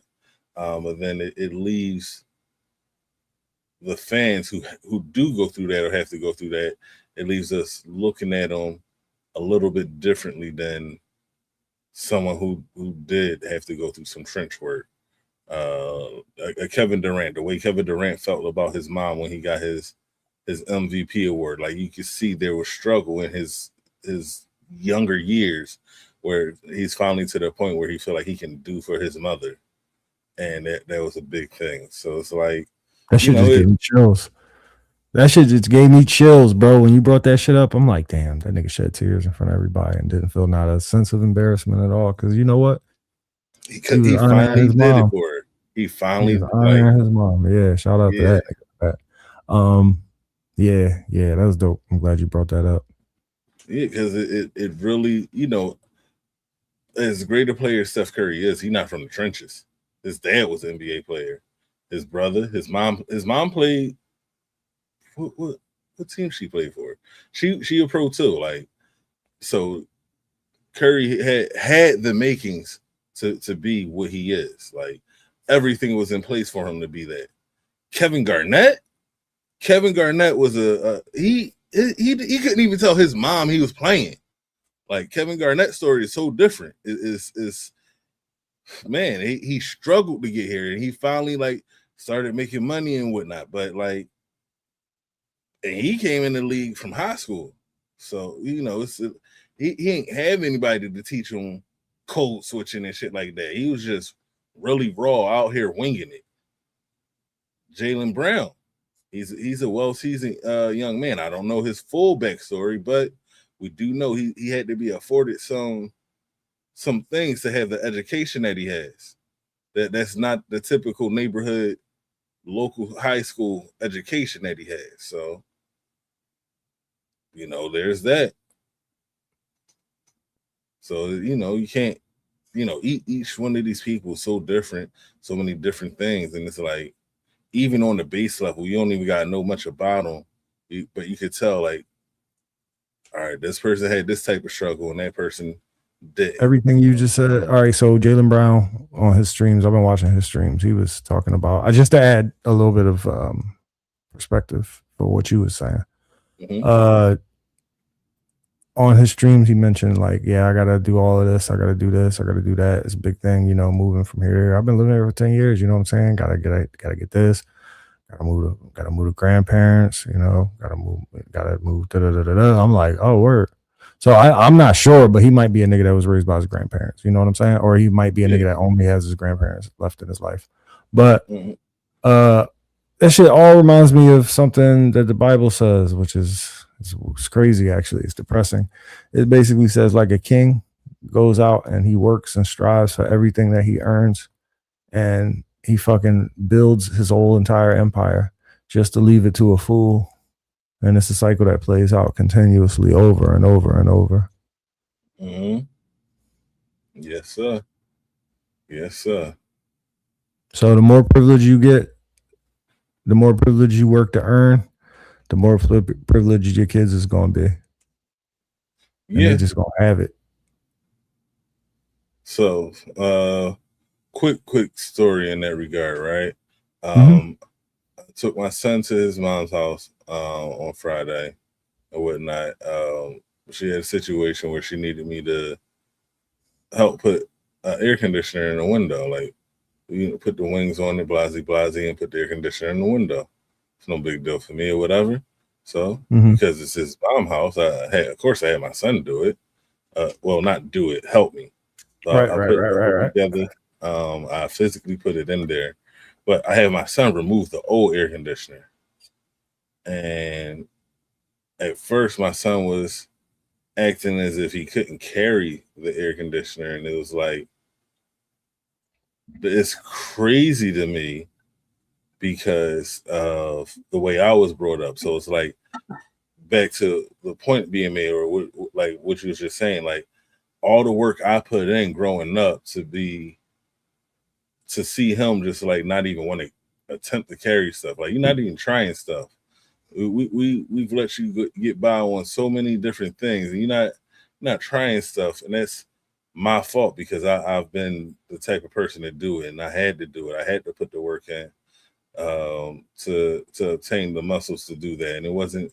I'm not even on some like I had to go to the gym shit, but it was just like everything I did was a muscle building thing. If I did a favor for aunt or had to do something around the house, I had to pick something up, carry it, move it, whatever. And it's just like, this boy don't even think about that stuff. Like, he don't think about whether he got carried.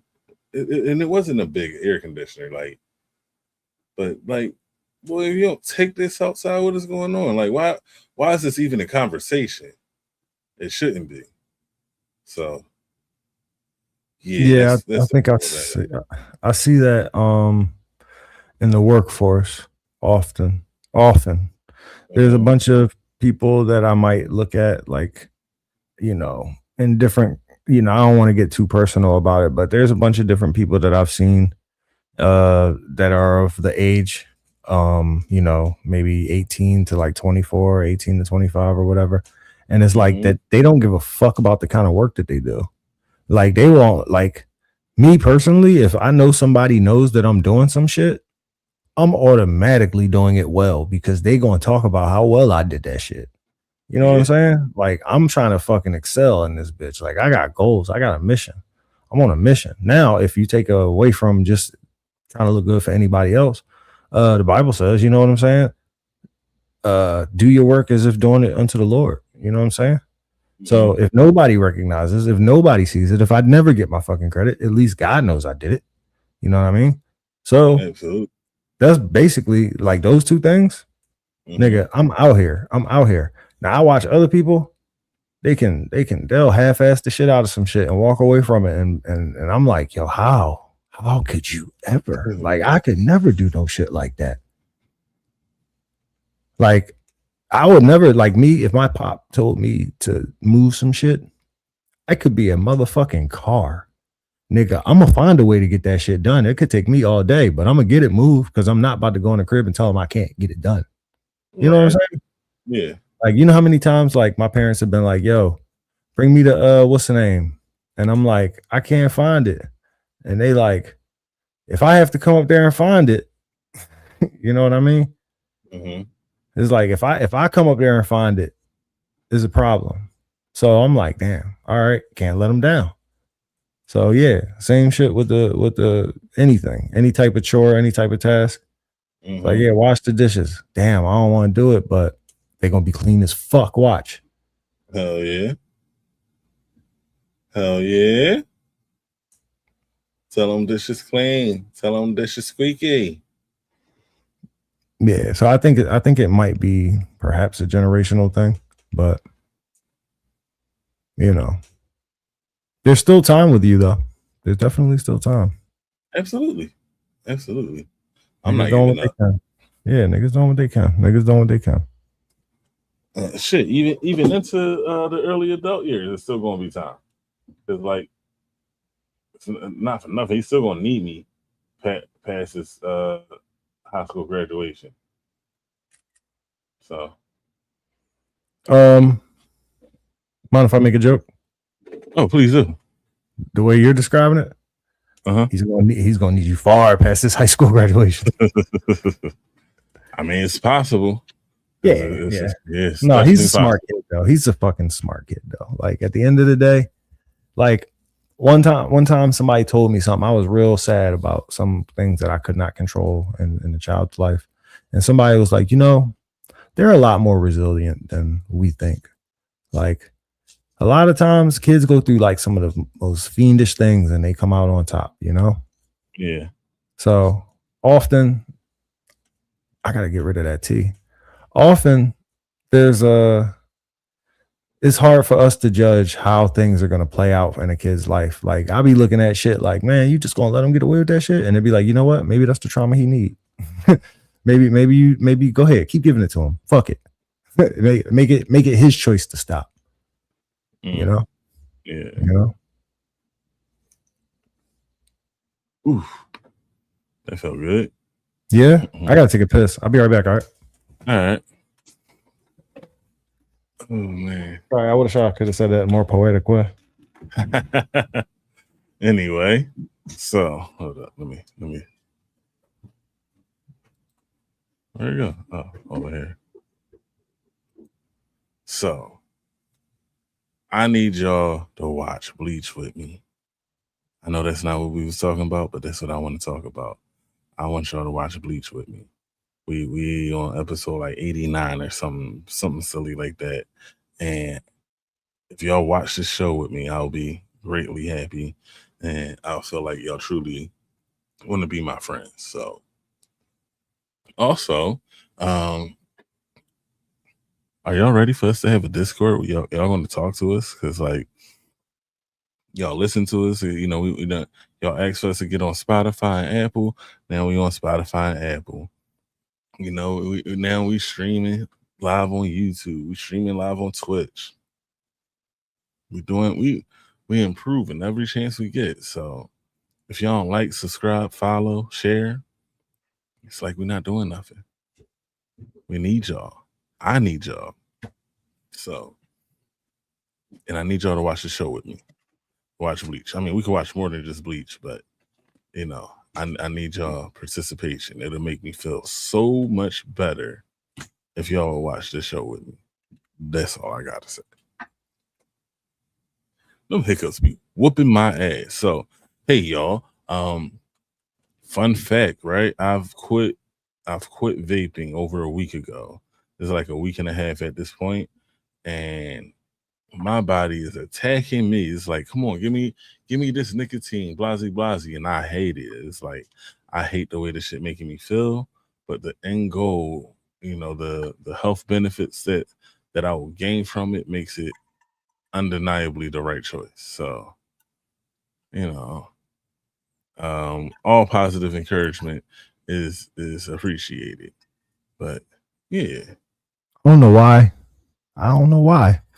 But I guess I just feel like fucking Bible fancy today. But I got another one for you. okay.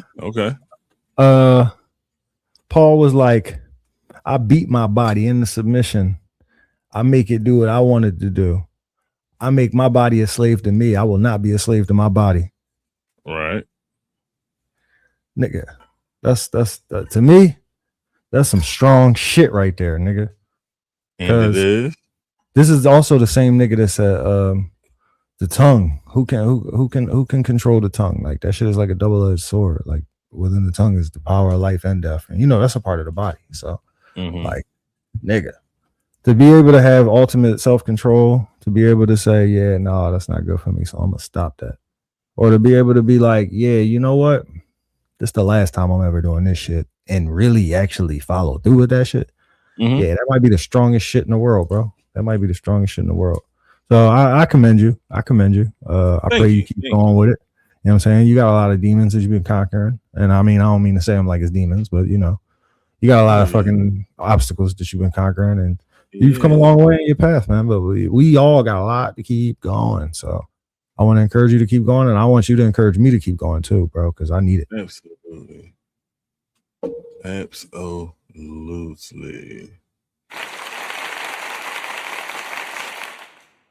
Here's to that on my coffee shit. COFFEE.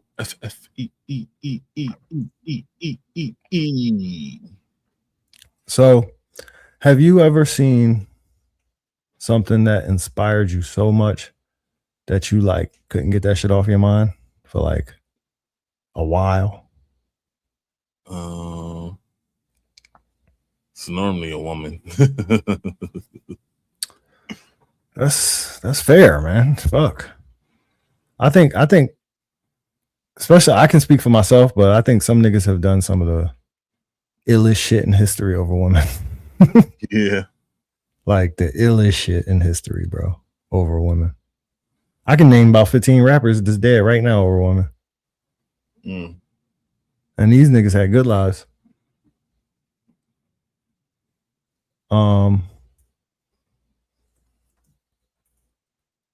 That's it, women? Yeah. I mean, other stuff like, let me make sure. Say the question one more time, because I want to make sure I'm internalizing it correctly.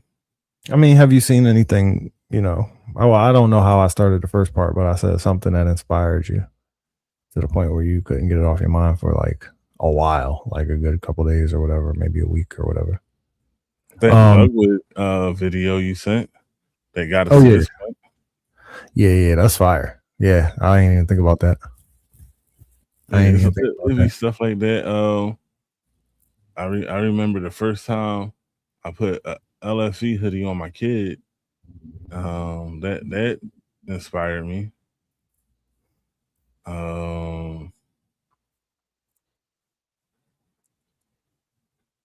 Yeah. It'd be random, but it's stuff that happens.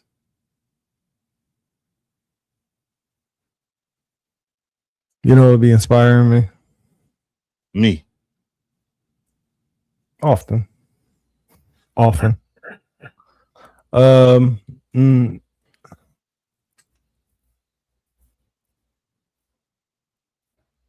be thinking about like these teachers sleeping with these kids and shit. Lord. Like there was a new case with this girl. She was like 24, fucking psychiatrist, slept with her patient who was like 16. That shit ridiculous. That shit. But like the proliferation of it though, like nigga, what the fuck is going on in the world, nigga? Was this shit going on when we was young boys? I don't think so. I don't remember none of me and none of my homies popping teachers. Like, man, we would have told each other. I promise you.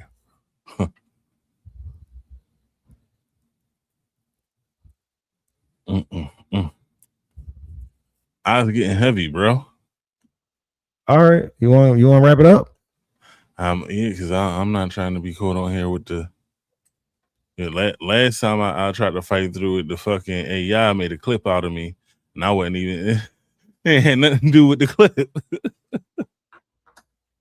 AI decided that that's the entertaining part. Yeah. AI was like, "Fuck what this nigga saying. Look at the boy falling asleep over there. Look." Yeah. Okay. Well, before we get out of here, I want to give a shout out to Magnus Mietbach. I'm gonna be watching that shit as soon as we get off of here. I also been appreciating Rainbolt's content. That GeoGuessr shit can be addictive. John Boy Media, always been one of my favorites. These niggas taught me how to do everything. Not that I'm great at any of it, but they definitely contributed to it all. Yeah. And shout out to Practice Needed. And shout out to me 6 hours from now. And y'all can always watch a Fancy Clown on his page. He's been playing Cyberpunk. He also's been playing Wolong. So like, make sure y'all check that out. Like, I'm a gamer too, but check out Fancy Clown. Appreciate it. I'm gonna be buying that Wolong DLC too. See, he even getting a DLC for y'all. So yeah, just make sure y'all come visit us when we not together. See if you agree that we like this all the time or not. We're life. Like, follow, share, subscribe, whatever you're trying to do. Capturing Convos on all platforms. Would love to see you on another platform. Tell me what made you follow. You gotta tell me that for real. I just want you to just click the button, show support. That's all I need right now. We'll get into the discussions later. Yeah. And thank you in advance. And as always, make your first impression your worst impression, because it's only up from there.